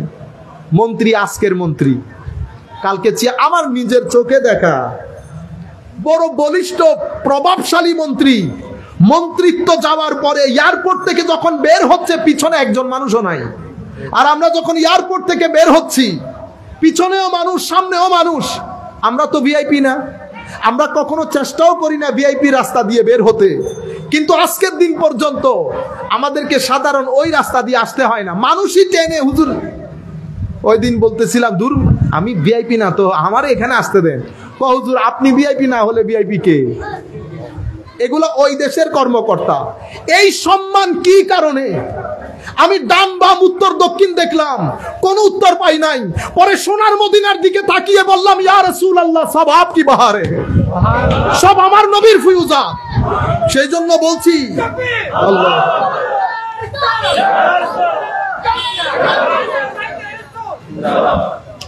সেই জন্য বলছি আমার ভাইয়েরা, উনি নাত পড়েছেন না, হুজুর মেরি তো সারি बहार आपसे है, मैं बेकरार हूँ, मैं बेकरार था, मेरे करार आपसे है हुजूर, मेरी तो सारी बहार आपसे है। बस এটাই উত্তর। হুজুর সব কিছু আপনার কারণে। যদি আমি হতাম তাহলে তো আমাকে মানুষ ফিরেও তাকাইতো না, কারণ মানুষের ইজ্জত হয় টাকার কারণে নাই, এলমের কারণে নাই, আখলাকের কারণে নাই, প্রভাব প্রতিপত্তির কারণে নাই। তাহলে পৃথিবীর যেই প্রান্তে যায়, সেটা স্ক্যান্ডিনেভিয়ান কান্ট্রি হোক, ইউরোপ হোক, আমেরিকা হোক, একেবারে ক্যারিবিয়ান কান্ট্রি জ্যামাইকা হোক, পৃথিবীর যেই প্রান্তে যায় মানুষ চিনে, মানুষ চিনে। জ্যামাইকাতে যখন গেছি আমার ভাইয়েরা, আমরা কি প্রেসিডেন্ট যাওয়া থেকে শুরু করে আসা পর্যন্ত সরকারি প্রটোকল, পুলিশ প্রটোকলে 2 দিন রেখেছে। আমি আপনাদেরকে বুঝাইতে চাচ্ছি, ধর্মের মধ্যে সম্মান। আপনাদেরকে বুঝানো হয়েছে ধর্ম শুধু কবরের মধ্যে, আমার ভাই না, ধর্ম সবচেয়ে বেশি প্রয়োজন আপনার দুনিয়ার জীবনের জন্য এবং আখিরাতের জন্য তো আছেই। দুনিয়ার জীবনের জন্য ধর্ম অন্যতম একটা প্রয়োজনীয় বিষয়। যদি প্রয়োজন না হতো, ইমামে হুসাইন আলাইহিস সালাম ওনার পরিবার পরিজন নিয়ে ইয়েজিদের মতো সুপার পাওয়ারের বিরুদ্ধে ইমাম হুসাইন দাঁড়িয়ে যেতেন না। দাঁড়িয়েছেন উম্মতের তরুণ প্রজন্মকে রক্ষা করার জন্য, উম্মতের তরুণ প্রজন্মের ভিতরে ধর্মের জজবা, ইমোশনকে সঞ্চার করার জন্য। ইমামে হুসাইন সেই দিন যদি শাহাদাত বরণ না করতেন, মুহররম মাসের মধ্যে লাখো তরুণকে কাঁদিয়ে আমরা ধর্মের পথে আহ্বান করতে পারতাম না। আজকে লাখো তরুণ যখন ইমামে হুসাইনের কথা বলা হয়, চোখ বুক ভাসিয়ে ফেলে কান্নায়। হুসাইনের জন্য কান্না মানে কোরআনের জন্য কান্না। কেন জানেন? আমার নবী বলছেন, আমার আলে বাইত এবং কোরআনে পাক দুইটা কিয়ামত পর্যন্ত এই অবস্থায় থাকবে, কেউ পৃথক করতে পারবে না, কেউ পৃথক করতে পারবে না। আমার আলে বাইত অনেক ভারী জিনিস, যেভাবে কোরআন ভারী জিনিস। আমার আলে বাইতের সাথে থাকবা, পথভ্রষ্ট হবে না। আপনারা বুঝতে পেরেছেন? সেই কারণে ইমামে হুসাইন আলাইহিস সালামের সেই দিনের শাহাদাত আজকের দিন পর্যন্ত আমরা যখন ইউরোপ আমেরিকাতে নন মুসলিমদেরকে দাওয়াত দিয়ে ইমামে হুসাইনের শাহাদাতের গল্প শোনাই, নন মুসলিম পর্যন্ত না কেঁদে যেতে পারে না। আমার চোখে এখনো ভাসছে, আমাদের একজন স্বনামধন্য মানুষ, তিনি প্রোগ্রামের পরে আমাকে বলতেছেন, সাইফ আমি কি ওনার সম্পর্কে একটু জানতে পারি, আমি কি ওনাকে একটু পড়তে পারি? বলেন দেখি, ওনাকে পড়া মানি কোরআন পড়া না, ওনাকে জানা মানি রসুলকে জানা না। তাহলে উনি জানার মাধ্যমে আলটিমেটলি আপনি রসুল হয়ে আল্লাহ পর্যন্ত যাচ্ছেন। উনি হয়ে গেছেন টানেল, উনি হয়ে গেছেন কি টানেল। সেই কারণে আমার নবী বলেছেন, হাসান এবং হুসাইন সাইয়্যিদা শাবাবে আহলিল জান্নাহ। Chief guest. আমি এখন আর কথা না বাড়িয়ে, সময় অনেক সংক্ষিপ্ত, আমি একেবারে সরাসরি, আমাদের ছেলেরা বলেছেন হুজুর মুখস্থ না বলে সরাসরি কিছু হাদিস যদি আলে বাইত সম্পর্কে আমাদেরকে শোনাতেন, আমরা বন্ধু বান্ধবের সাথে শেয়ার করতে পারতাম। ওনাদের কথা বিবেচনা করে আমি 7-8টা হাদিস, আপনারা আদবের সাথে বসবেন, এটা আমার নবীর মুখ নিঃসৃত বাণী। মনে করবেন আমার নবী, চোখ বন্ধ করলে অনেক কিছু দেখে না মানুষ, আপনি মনে মনে যদি মনে করেন যে আমার নবী বলতেছে আমি শুনতেছি, আমার নবীর হাদিস, যখনই বলবো ক্বালা রাসূলুল্লাহ, আপনারা বলবেন সাল্লাল্লাহু আলাইহি ওয়াসাল্লাম। সম্মানিত উপস্থিতি, প্রথম যেই হাদিস, এটা ইমাম মুসলিম রিওয়ায়াত করেছেন। কে রিওয়ায়াত করেছেন? ইমাম মুসলিম। হাদিসের বড় গ্রন্থ 6টা, এছাড়াও হাদিসের অসংখ্য গ্রন্থ আছে, কিন্তু এগুলা খুব পরিচিত। চেয়ার দেন বেটা। 6টা গ্রন্থের মধ্যে দ্বিতীয় স্টেজের গ্রন্থের নাম মুসলিম শরীফ। সেই কিতাবের মধ্যে হযরতে যায়েদ বিন আরকাম রাদিয়াল্লাহু তাআলা আনহু, উনি বলছেন কামা রাসূলুল্লাহি সাল্লাল্লাহু আলাইহি, সবাই একসাথে বলি, আমার নবী খুশি হয়ে যাবেন, সাল্লাল্লাহু আলাইহি ওয়াসাল্লাম, ইয়াওমান ফিনা খাতিবান বিমাইন ইউদআ খুম্মা। বিদায় হজ্জের ভাষণ সেরে আমার নবী মদিনা শরীফের দিকে আসতেছেন। তো তখন তো আর ফ্লাইট আর কার ছিল না, বুম করে চলে আসবেন হাঁটতে হাঁটতে এই গরমের মধ্যে। হায় হায়, কত কষ্ট করেছেন আমার নবী, সাহাবায়ে কেরাম আসতেছেন, হায় রে হায়। খুম নামক একটা জায়গার মধ্যে তাবু গেড়ে, বাইনা মক্কা ওয়াল মদিনা, মক্কা মদিনার মাঝখানে, সেখানে আমার নবী দাঁড়ালেন। দাঁড়িয়ে আমার নবী বক্তব্য দিলেন। তাইলে একটা বক্তব্য বিদায় হজ্জের ভাষণে দিয়েছেন, আরেক বক্তব্য এই জায়গার মধ্যে এসে দিচ্ছেন। কেন? কারণ হজ্জের মাস, আমার নবী দুনিয়া থেকে চলে যাবেন রবিউল আউয়াল মাসে। হজ আর রবিউল আউয়াল মাসের মাঝখানে দূরত্ব কতটুকুন? জিলহজ, মুহররম, সফর, রবিউল আউয়াল। তাইলে আমার নবী যদি এই বক্তব্য জিলহজের শেষ সপ্তাহে দান করেন, তো জিলহজের শেষ সপ্তাহ, মুহররম সফরের 8 সপ্তাহ, 9 সপ্তাহ, রবিউল আউয়ালের দ্বিতীয় সপ্তাহ, মানে এই বক্তব্যের 13-14তম সপ্তাহে আমার নবী দুনিয়া থেকে চলে গেছেন। তাইলে আমার নবী চাচ্ছেন আমার নবী যাওয়ার আগে আগে উম্মতকে যেন গুরুত্বপূর্ণ ডাইরেকশনগুলো দিয়ে যেতে পারে। আমার নবী কি বললেন? ফাহামিদাল্লাহ ওয়া আফনা আলাই। আমরা যেমন বক্তব্য দিতে উঠলে আগে কি পড়ি? আলহামদুলিল্লাহ ওয়াসসালাতু ওয়াসসালামু আলা রাসূলিল্লাহ। এটা খুতবার আরকান। খুতবার কি? রুকন। খুতবার রুকন হচ্ছে আল্লাহর প্রশংসা থাকতে হবে, নবীর দরুদ থাকতে হবে।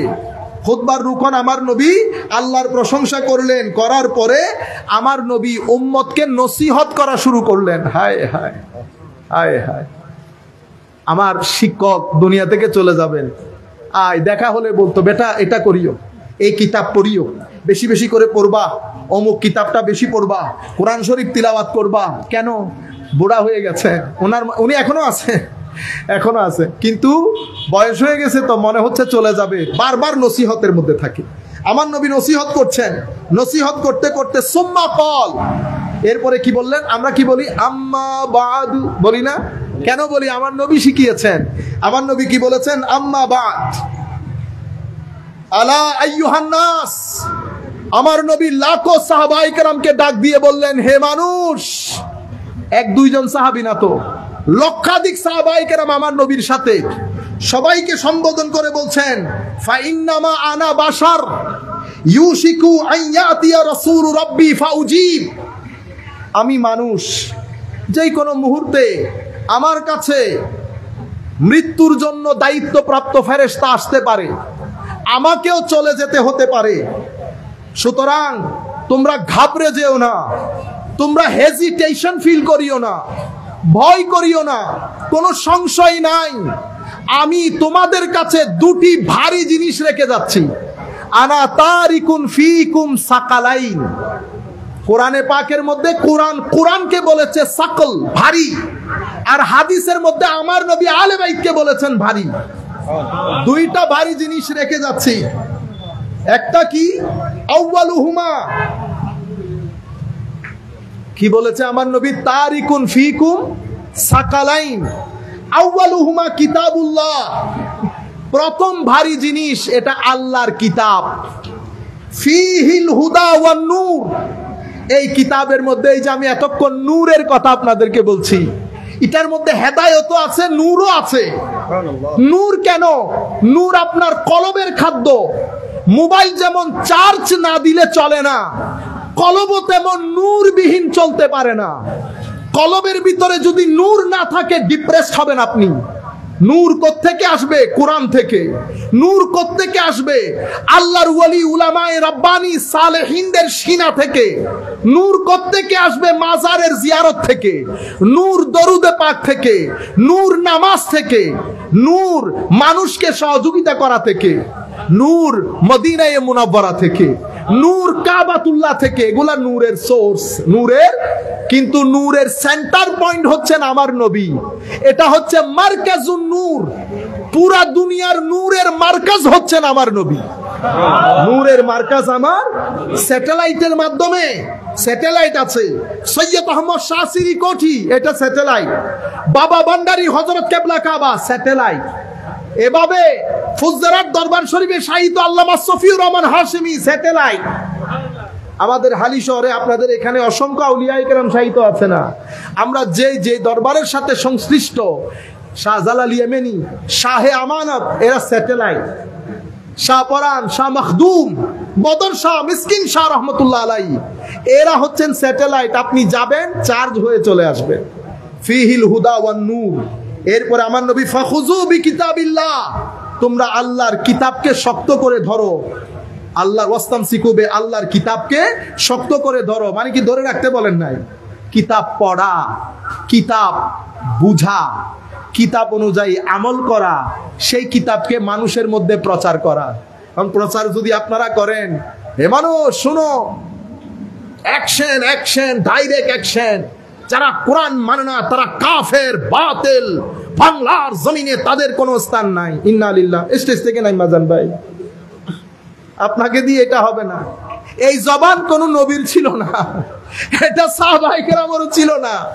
যদি সাহাবায়ে কেরাম সালফে সালেহিনে উম্মতের জবান এমন হতো, ইরাক মিশরের জমিনে কোন নন মুসলিম বসবাস করতে পারতেন না। স্পেনের জমিনে কোন নন মুসলিম বসবাস করতে পারতেন না। আমরা যখন 1200 বছর পৃথিবী চালাচ্ছিলাম, তখন মিশর থেকে শুরু করে স্পেন, ফ্রান্স থেকে শুরু করে তুর্কি, তুর্কি থেকে শুরু করে আমাদের সিন্ধু প্রদেশ, সিন্ধু থেকে শুরু করে বাংলার জমিন, পুরা হিত্তা মুসলমানদের। এখানে কোন নন মুসলিম থাকতে পারতেন না। জবান আল্লাহর ওলিরা এটা ব্যবহার করেন নাই। সম্প্রীতির কথা বলেছেন, শান্তির কথা বলেছেন, ভালোর কথা বলেছেন, মানুষকে সহযোগিতার কথা বলেছেন। হেদায়েতের বাণী পৌঁছে দেওয়ার দায়িত্ব আমার। মানবেন কি মানবেন না সেই দায়িত্ব আপনার। আর হেদায়েতের মালিক আমার আল্লাহ। হেদায়েতের মালিক আমার আল্লাহ। সেই কারণে আমার নবী বলছেন, ইয়াসসিরু ওয়ালা তুআসসিরু, সহজ করে দাও, কঠিন করিও না। বাশশিরু ওয়ালা তুনাফফিরু, সুন্দর সুন্দর কথা বলো, মানুষের ভিতরে ঘৃণার সৃষ্টি করিও না। আজকে আমরা বসে বসে মাহফিলের নাম দিয়ে, এশকে রাসূলের নাম দিয়ে ঘৃণার বাজার গরম। ঘৃণার বাজার গরম। একই ভাই, দুই ভাইয়ের মধ্যে কোনো সম্পর্ক, একই সুন্নি, পাঠ হইতে হইতে 10 ভাগ। এও বলে এশকে রাসূল, এও বলে এশকে রাসূল, এও বলে এশকে রাসূল। আমার নবীকে রহমতুল্লিল আলামিন বলি না? বলি। 57টি মুসলিম দেশের মধ্যে 10 আয়াতের মধ্যে কোনো রহমত আছে? কিছুদিন আগে এক ছেলে আমাকে বলতেছে, প্রশ্ন করতেছে, হুজুর আমার একটা প্রশ্ন। কি প্রশ্ন? বাংলাদেশে শান্তি প্রতিষ্ঠা করতে হলে, দেখছেন নি মানে জিহাদ, বাংলাদেশে শান্তি প্রতিষ্ঠা করতে হলে আমাদেরকে কি কি করণীয়? আমি প্রথমে হাইসা তারে রিল্যাক্স করলাম। আল্লাহ বেটা, যেই আগুন, যে গরম আপনার ভিতরে, আল্লাহ বাংলাদেশে শান্তি পরে প্রতিষ্ঠা করিয়ে, এটা পরে হবে। আগে আপনার 5.5 ফিট শরীরের মধ্যে শান্তি প্রতিষ্ঠা করে। আপনার 5.5 ফিট শরীরের মধ্যে শান্তি নাই, আপনি বসে আছেন বাংলাদেশে শান্তি প্রতিষ্ঠা করার জন্য। হইল নি কথা? ঘরে প্রত্যেকদিন মারামারি করেন, এলাকার মধ্যে মারামারি করেন, হ্যাঁ, গ্যাস্ট্রিকের জ্বালা, গ্যাস্ট্রিকের জ্বালা, সিনার ভিতরে আপনি অ্যাসিফিক্স ঢুকাইতে ঢুকাইতে অ্যাসিফিক্স ঢুকানোর জায়গা নাই। আপনার ভিতরে এত জ্বালা, আপনি বাংলাদেশে শান্তি কেমনে প্রতিষ্ঠা করবেন? আগে নিজে শান্তি হন আমার ভাই। আমার নবীকে ধারণ করেন, ভদ্রতা শিখেন, নম্রতা শিখেন, জ্ঞান শিখেন, আলোকিত হন। আপনি যদি আলোকিত হন, এই লাইটগুলো যখন জ্বালাইছি, কোন লাইট আপনাকে বলছে এই তোমরাও আলোকিত হও, এই তোমরাও আলোকিত। লাইট জ্বলবে, আপনি আলোকিত হবেন। আপনি যখন enlightened, if you are enlightened, then wherever you go, people whoever come close to you will be enlightened. যেখানে যাবেন, যে আপনার কাছে আসবে সে আলোকিত হবে। ধর্মের নূর এক আজীব নূর। ক্যারিবিয়ান কান্ট্রিতে গেছি, জ্যামাইকাতে, জুমার খুতবা দিচ্ছি, তো তারা আমাকে বলতেছে আয় হায় কত কষ্ট করে মসজিদ চালায় জানেন। মানুষগুলো নন মুসলিম ছিলেন, ইসলাম গ্রহণ করেছেন, কত কত টাকা পয়সা খরচ করে মসজিদ বানাইছেন, কত কষ্ট করে কল্পনার বাইরে। তো বলতেছে হুজুর কিছু নন মুসলিম লয়ার আসবেন, লয়ার, কোনো অসুবিধা আছে? আল্লাহ কোনো অসুবিধা নেই, পিছনে তাদেরকে জায়গা করে দাও। তো তাদেরকে পিছনে জায়গা করে দিয়েছে, তারা বসেছে চেয়ার মোড়া টাইপ জিনিসপত্র নিয়ে। নামাজ দোয়া পড়া শেষ হয়েছে, ওখানকার অনেক বড় নামকরা লয়ার, তিনি আমাকে এসে বলতেছেন হুজুর এটা যদি ইসলাম হয় তাহলে বর্তমান পৃথিবীর জন্য সবচেয়ে সুইটেবল জিনিস হচ্ছে ইসলাম। আপনি যেটা বলেছেন সেটা যদি ইসলাম হয় তাহলে বর্তমান অশান্ত পৃথিবীকে শান্ত করার জন্য সবচেয়ে উত্তম অস্ত্র হচ্ছে ইসলাম। আল্লাহ বিশ্বাস করেন, এটা আমি বলি নাই। আপনি আমার নবীকে একটু স্টাডি করেন, আপনি আমার নবীকে যদি পড়েন আপনি বুঝবেন আমার নবী এবং আমার এই বক্তব্যের মধ্যে কোনো ফারাক আছে কিনা। ইসলাম যদি কাটার কথা বলতেন, কাটানি শুরু করেছে মুসলমানদের মধ্যে খারেজিরা, জবাই করে দেওয়া। কি করে দেওয়া? জবাই, স্লটারিং কালচার, জবাই করে দেওয়ার সংস্কৃতি। আমার নবী বদর, উহুদ, খন্দক, হুনাইন প্রায় 87টা ছোট বড় যুদ্ধ করেছেন। কোন যুদ্ধের মধ্যে আমার নবী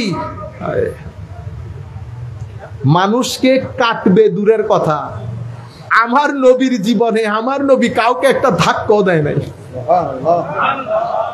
কাউকে একটা ধাক্কা দূরের কথা, আমার নবী কারো দিকে শত্রুতা করে লাল চোখ দিয়ে যে তাকায় সেটা আমার নবী কখনো করেন না। শুধু উহুদের প্রান্তরে আমার নবীকে যখন কাফেররা চতুর্দিক থেকে ঘিরে ফেলেছে, আমার নবী যখন রোগ বড়া চোখ নিয়ে বলেছে চেনো আমি কে? আমি আব্দুল্লাহর পুত্র মোহাম্মদ বলছি সাল্লাল্লাহু আলাইহি ওয়াসাল্লাম। আমার নবীর আওয়াজ, আমার নবীর চোখের রবের মধ্যে কাফেরদের হাত থেকে অস্ত্র পড়ে গেছে।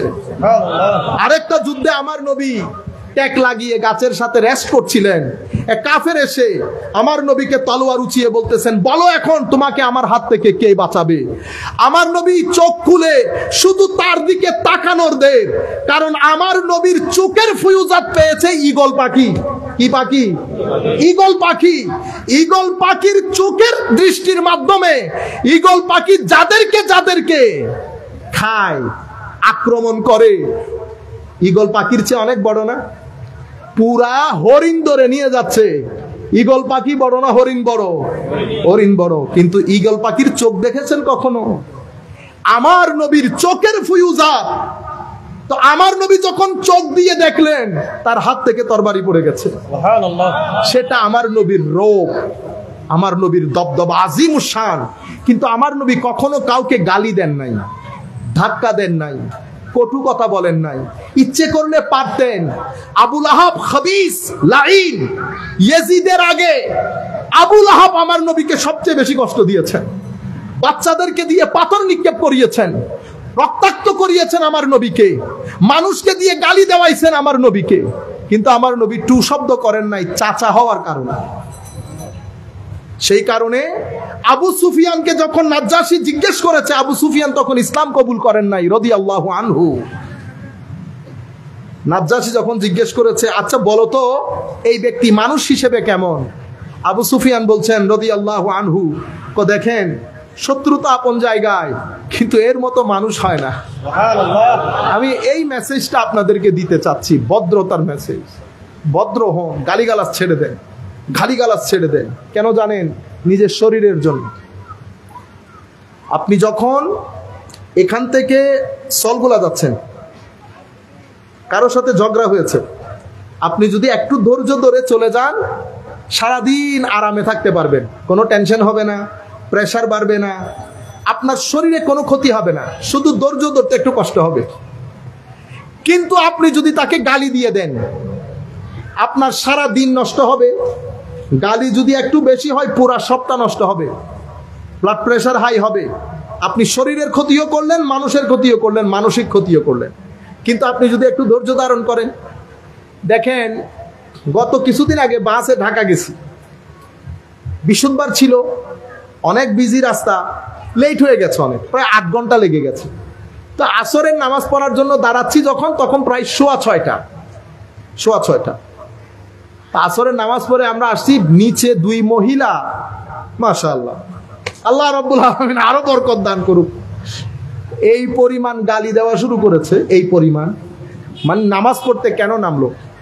নামাজে রক্ত শেষ, কারণ তারা তো সোহাগ গাড়ির ভিতর থেকে দুনিয়া দেখতেছে, তো ভিতর থেকে দুনিয়া দেখার কারণে গ্লাস তো কালো, সেই মনে করতেছে মাগরিব ভক্ত হয়ে আরো অনেক কিছু হয়ে গেছে। তো বাইরে আসলেন, আমি শুধু হেসে ড্রাইভারকে বলতেছি, ওনাদেরকে বলেন হয় সানগ্লাস খুলতে, নতবা বাস থেকে নেমে দুনিয়া দেখতে, দুনিয়াতে এখনো আলো আছে। বুঝতে পেরেছেন? বাস থেকে নামছে, নামার পরে তারা গাড়ি ধরবে, আমিও পাশে দাঁড়ানো, দেখেন 2.5-3 ঘন্টা হয়ে গেছে। আমি কিন্তু আমার কোনো অসুবিধা, আমার সাথে আরো 4-5 জন ছিল, তারা আরামসে যার যার গাড়ি নিয়ে চলে যাচ্ছে, আমিও গাড়ির জন্য ওয়েট করতেছি। কিন্তু 2 মহিলা, আমার মনে হয় 4-5 জন ট্যাক্সিওয়ালার সাথে তাদের লেগেছে। এই যে এটা কেন? এটা হচ্ছে ব্যাড পয়জন, খারাপ বিষ, যেটা আপনি গালির মাধ্যমে নিয়েছেন, এটা আপনাকে আজকে কালকে 2-3 দিন শান্তিতে থাকতে দিবে না। সেই জন্য আমার নবী বলেছেন ধৈর্য ধরতে। আমরা মনে করেছি ধৈর্য ধরলে আল্লাহ অনেক দেবেন, সেটা কবর থেকে দেবেন। কবর থেকে কেন? দেওয়া দুনিয়া থেকে শুরু হবে। কি কি দেবেন? সম্মান দেবেন, মানসিক শান্তি দেবেন, স্ট্রং পার্সোনালিটি দেবেন, আখলাক দেবেন, এক ধৈর্যের কারণে, এক ধৈর্যের কারণে। সেই কারণে নেতা যত বড়, ধৈর্য তত বড় হতে হয়। আরানো হয় হদুজুর অনর জায়গা যদি আই হইতাম, আই বেড়ে মারি ধরি এক গড়ি ফেলাইতাম, তো ইতাল্লাই অনেক জায়গায় জানি হইতালে গুন্দে আইও দোয়া করি আল্লাহ অনরের জায়গায় নলে যোগ। আপনারা বুঝতে পেরেছেন? যাই হোক, সম্মানিত উপস্থিতি, হাদিসের মধ্যে আমার নবী ইরশাদ করেছেন, তাইলে ফাহাসসা আলা কিতাবিল্লাহ ওয়া রাগ্গাবা ফি, কিতাব আল্লাহর কিতাবের প্রতি মানুষকে অনুপ্রাণিত করলেন, উৎসাহিত করলেন আমার নবী। সুম্মা খ, এরপরে কি বলেছেন? ও আহলু বাইতি, আমি 2টা ভারী জিনিস রেখে যাচ্ছি। কিতাবুল্লাহর কথা বলার পরে আমার নবী বলছেন আমি আমার আহলে বাইত রেখে যাচ্ছি। এরপরে কি দেখেন? উযাক্কিরুকুমুল্লাহ ফি আহলে বাইতি, উযাক্কিরুকুমুল্লাহ ফি আহলে বাইতি, উযাক্কিরুকুমুল্লাহ ফি আহলে বাইতি। এই শব্দটা কোরআনের জন্য বলেন নাই, আহলে বাইতের ক্ষেত্রে এসে আমার নবী এই কথাটা 3 বার বলেছেন। কেন? কারণ কোরআন নিয়ে ডিভিশনটা হবে না, ডিভিশনটা হবে আহলে বাইত নিয়ে। সেই কারণে আমার নবী বলছেন আমি আমার আহলে বাইতের ব্যাপারে তোমাদের অ্যাটেনশন ড্র করছি, তোমাদেরকে আল্লাহর ভয় দেখাচ্ছি আহলে বাইতের বিষয়। তাহলে আহলে বাইত রেখে যাচ্ছি। আহলে বাইত আমাদের হেদায়েতের চরম ঠিকানা। এটা আমি বলছি না, আমার নবী বলছেন। এটা আমার এই ওয়াজ, আপনারা হয়তো এখানে কয়েকশো মানুষ দেখতেছেন, আমি হয়তো বাসায় যেতে যেতে কম করে হলেও 30 থেকে 40 হাজার মানুষ এটা দেখবে। এটা বাংলাদেশের পৃথিবীর আনাচে কানাচে বাংলা ভাষাভাষীদের কাছে চলে যাবে। এটা আমার সব ভাই, কওমি ঘরানার ভাই হোক, লামাজহাবি ভাই হোক, সবাই মুসলিম শরীফ পড়েন, এই হাদিসটাও পড়েন। আফসোসের বিষয় হচ্ছে মুহররমের মাস চলে যাবে, আমরা কখনো মসজিদের মধ্যে সাধারণ মানুষের সামনে এই হাদিসগুলা নিয়ে আসি না। আমার নবী অন্য হাদিসের মধ্যে 2টা কথা বলেছেন, কিতাবুল্লাহ ওয়া সুন্নতি, আমি আমার সুন্নত এবং কিতাবুল্লাহ রেখে যাচ্ছি, এটাও যেমন বলেছেন। কিন্তু এর চেয়ে বড় হাদিসের কিতাবের মধ্যে আমার নবী উযাক্কিরুকুমুল্লাহ ফি আহলে বাইতি বলেছেন। আপনারা বুঝতে পেরেছেন আমার কথা? সেই হেতু আল্লাহ রাব্বুল আলামিন আমাদেরকে বুঝার তৌফিক দান করুক। আমি শুধু হাদিসগুলা বলবো, কোনো ব্যাখ্যা বিশ্লেষণ নাই। আপনারা যেন জিনিসগুলা কিছু হলেও ধারণ করতে পারেন। আমার নবী অন্য হাদিসের মধ্যে, এটা মুসলিম শরীফ সহ অসংখ্য কিতাবের মধ্যে এসেছে, আমি শুধু মুসলিম শরীফের কথা বললাম। এই এখন যেই হাদিস বলবো সেটা ইমাম তিরমিজি রওয়ায়াত করেছেন, এটা ইমাম নাসাই রওয়ায়াত করেছেন, ইমাম আহমদ ইবনে হাম্বল রওয়ায়াত করেছেন। আপনারা না বুঝলেও যারা বুঝার তারা বুঝে। কি বলেছেন? এগেইন যায়েদ ইবনে আরকাম قال রাসূলুল্লাহ সাল্লাল্লাহু আলাইহি ওয়াসাল্লাম ইন্নী তারিকুন ফীকুম মা ইন তামাসসাকতুম বিহি লান তাদিল্লু বাদি। আমি তোমাদের কাছে রেখে যাচ্ছি কিছু জিনিস, যা আঁকড়ে ধরলে তোমরা কখনো পথভ্রষ্ট হবে না। তাহলে পথভ্রষ্ট না হওয়ার জন্য আমার নবী কি রেখে গেলেন? আহাদুহুমা আযমু মিনাল আখার। আমার নবী বলছেন যে দুইটা জিনিস রেখে যাচ্ছি, সেই দুইটার মধ্যে একটার চেয়ে আরেকটা বড়। একটা আরেকটার চেয়ে, কোনটা কার চেয়ে বড় আল্লাহ জানেন, কিন্তু আমার নবী বলছেন আহাদুহুমা আযমু মিনাল আখার, একটা আরেকটার চেয়ে বড়। কি? কিতাবুল্লাহ, আল্লাহর কোরআন।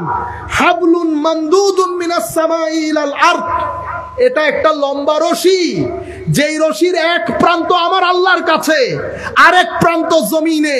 যারা কিতাবুল্লাহ শক্ত করে ধরবে তারা পথ পাবে, কিন্তু একটা ধরলে হবে। আমার নবী বলছেন না, আমি তো দুইটা জিনিস রেখে যাচ্ছি, কিতাবও ধরতে হবে, ইতরাতি আমার আহলে বাইতকে ধরতে হবে। মাওলা আহলে বাইত কেন?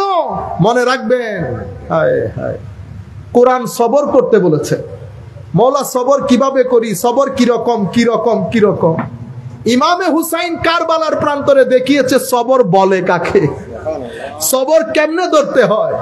আমি আর ব্যাখ্যা বিশ্লেষণের মধ্যে যাচ্ছি না, তবে মনে রাখবেন আহলে বাইতের কথা বলছি যেহেতু শাহাদাতে কারবালার মাহফিল, সাহাবায়ে কেরামের সাথে বিয়াদবি করে নয়, বেয়াদবি করে নয়।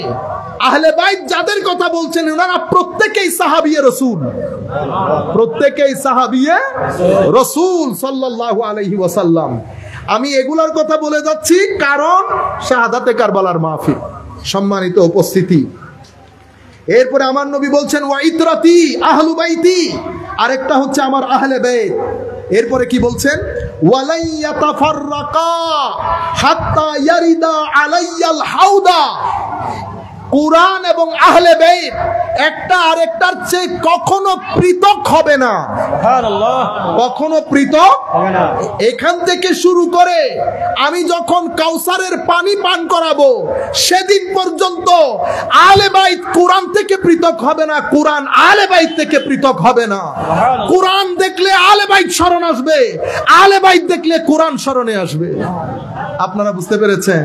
এরপরে আমার নবী আমাদেরকে বলছেন উম্মত ফানজুরু, উম্মত এবার তোমাদের অ্যাটেনশন ড্র করছি, খবরদার, সাবধান, খেয়াল রাখবা।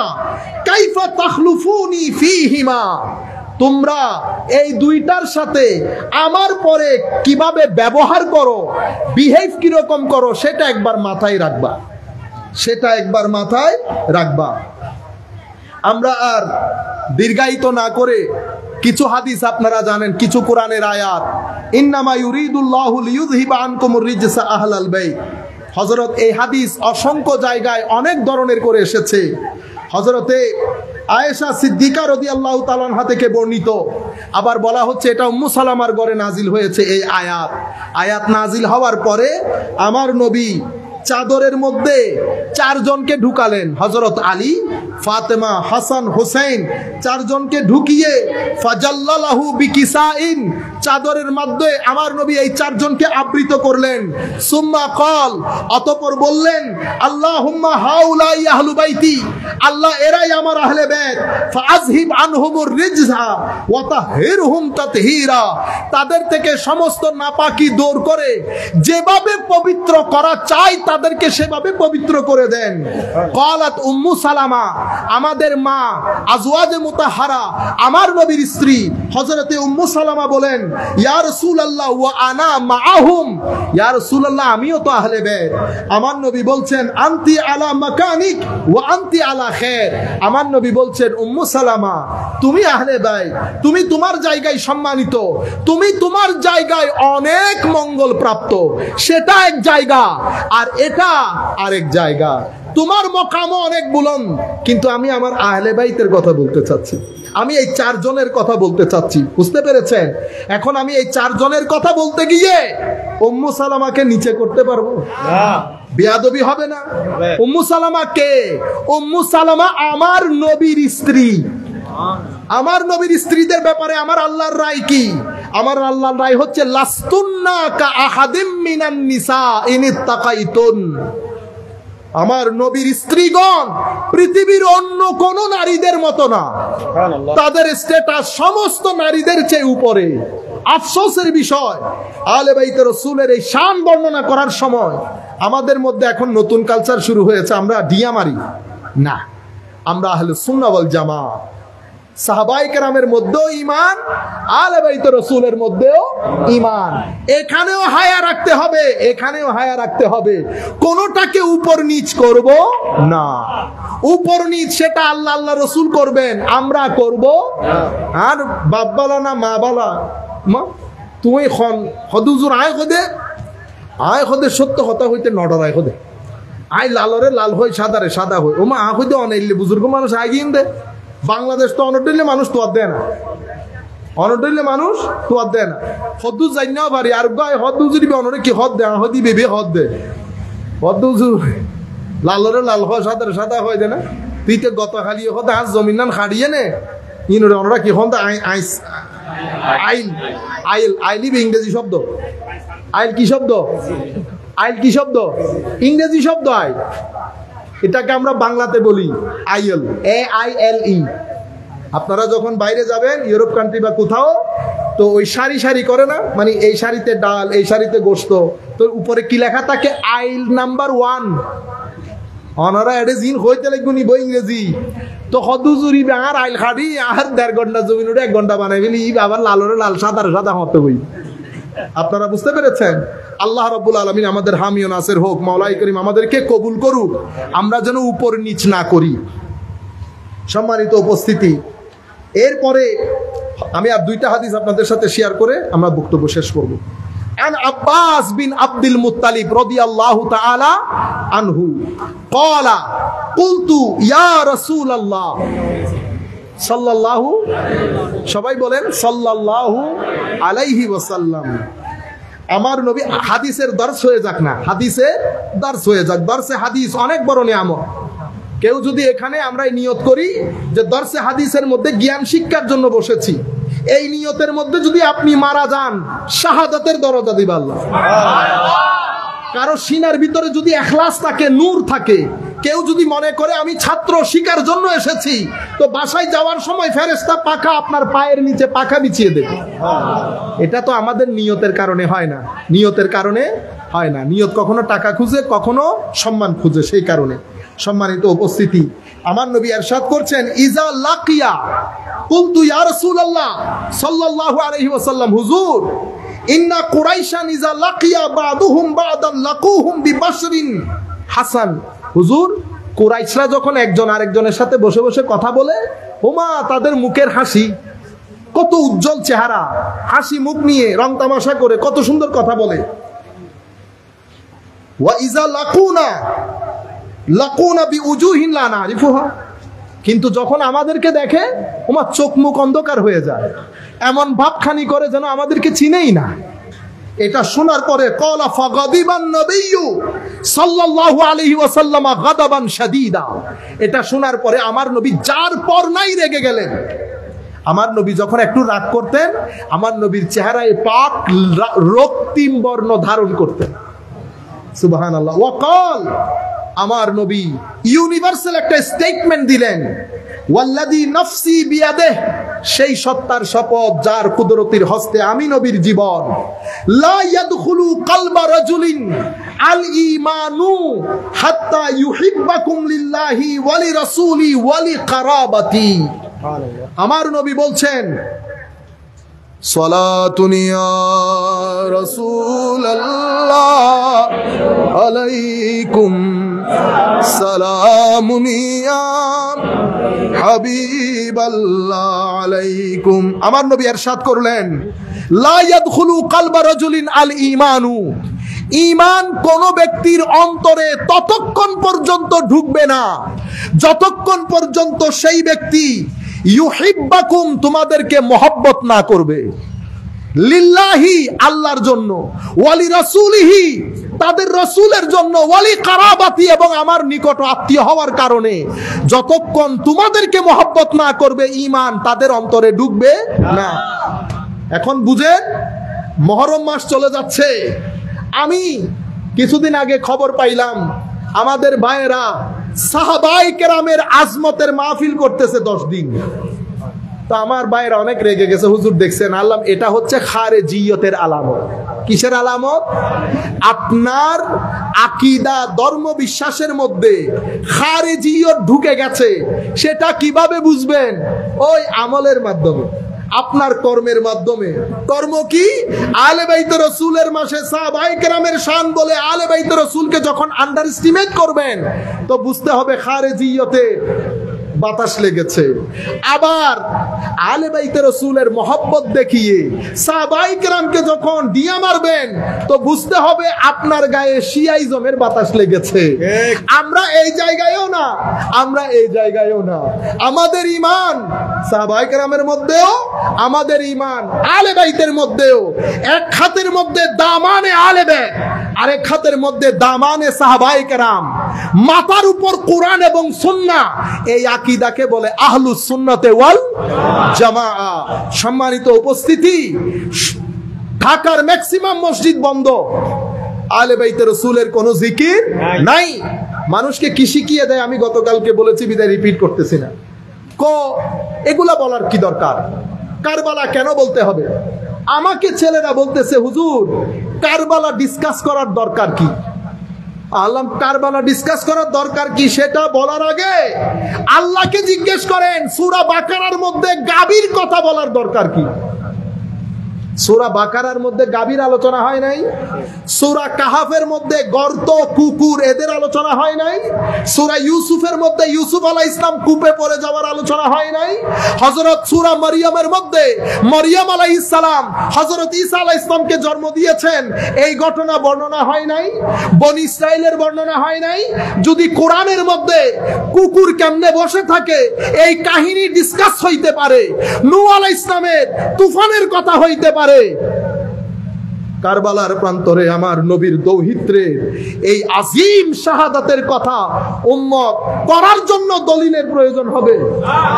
তাহলে বোঝা গেছে কিসের বাতাস? খারেজিয়তের বাতাস। কারো বিরুদ্ধে আমাদের কোনো বিদ্বেষ নেই। আমরা যারাই শুনছেন, আমি জানি আপনারা শুনেন। আমার ভাই, আপনি আমাকে যেটাই মনে করেন, আপনি রাতের অন্ধকারে যখন শুবেন, আপনার ঘরেও বুখারী, মুসলিম, তিরমিজি আছে, আপনি খুলে হাদিসগুলা পড়ে নিজেকে নিজে জিজ্ঞেস করেন এই হাদিসগুলা কখনো জাতির সামনে তুলে ধরেছেন কিনা। আমাকে যাই মনে করেন আপনি, আমার সাথে আপনার কোনো কি নাই, কোনো কথাবার্তা নাই। আপনি যেই দলই করেন না কেন, আপনি এত কিছু করেন, আপনি আলে বাইত রাসূল নাম নেওয়া বাদে মাস চলে যাচ্ছে। আপনারা বুঝতে পেরেছেন? অথবা আপনি যদি বলেন আমি মুহররমে করব না, অন্য মাসে করব, সারা বছর করব, কোন কোন জায়গা করেছেন ভিডিওর ক্লিপগুলো যদি আমাদেরকে পাঠাই দিতেন, আমরা দেখে হলেও অন্তরকে খুশি করতাম। আমার ভাইয়েরা মুহররম না হলেও অন্য মাসে হলেও ডিসকাস করেছে। আপনারা বুঝতে পেরেছেন? উম্মতের দূরত্ব কমে যেত, আমাদের একজনের সাথে আরেকজনের দূরত্ব কমে যেত। কারণ আমার সাথে আপনার দূরত্ব টাকা পয়সার কারণে না, এগুলার কারণে। সম্মানিত উপস্থিতি, আখেরি একটা হাদিস বলে আমরা আমাদের বক্তব্য একেবারে শেষ করে দেব। আমার নবী সাল্লাল্লাহু আলাইহি ওয়াসাল্লাম ইরশাদ করেছেন। আচ্ছা, হযরত আব্দুল্লাহ ইবনে আব্বাসের যে riwayat, সেটা কোথায় কোথায় আছে? ইমাম আহমদ ইবনে হাম্বল ওনার মুসনাদের মধ্যে বর্ণনা করেছেন, ইমাম নাসাই শরীফের মধ্যে, ইমাম হাকিম মুস্তাদরাকের মধ্যে, ইমাম বাজ্জার ওনার মুসান্নাফের মধ্যে, মুসনাদের মধ্যে জিকির করেছেন।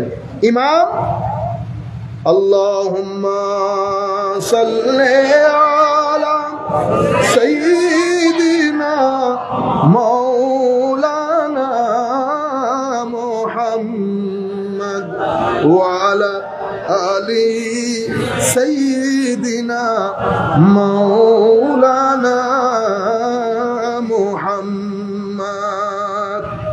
ইমাম দাইলামি ওনার মুসনাদের মধ্যে রিওয়ায়াত করেছেন এই হাদিস।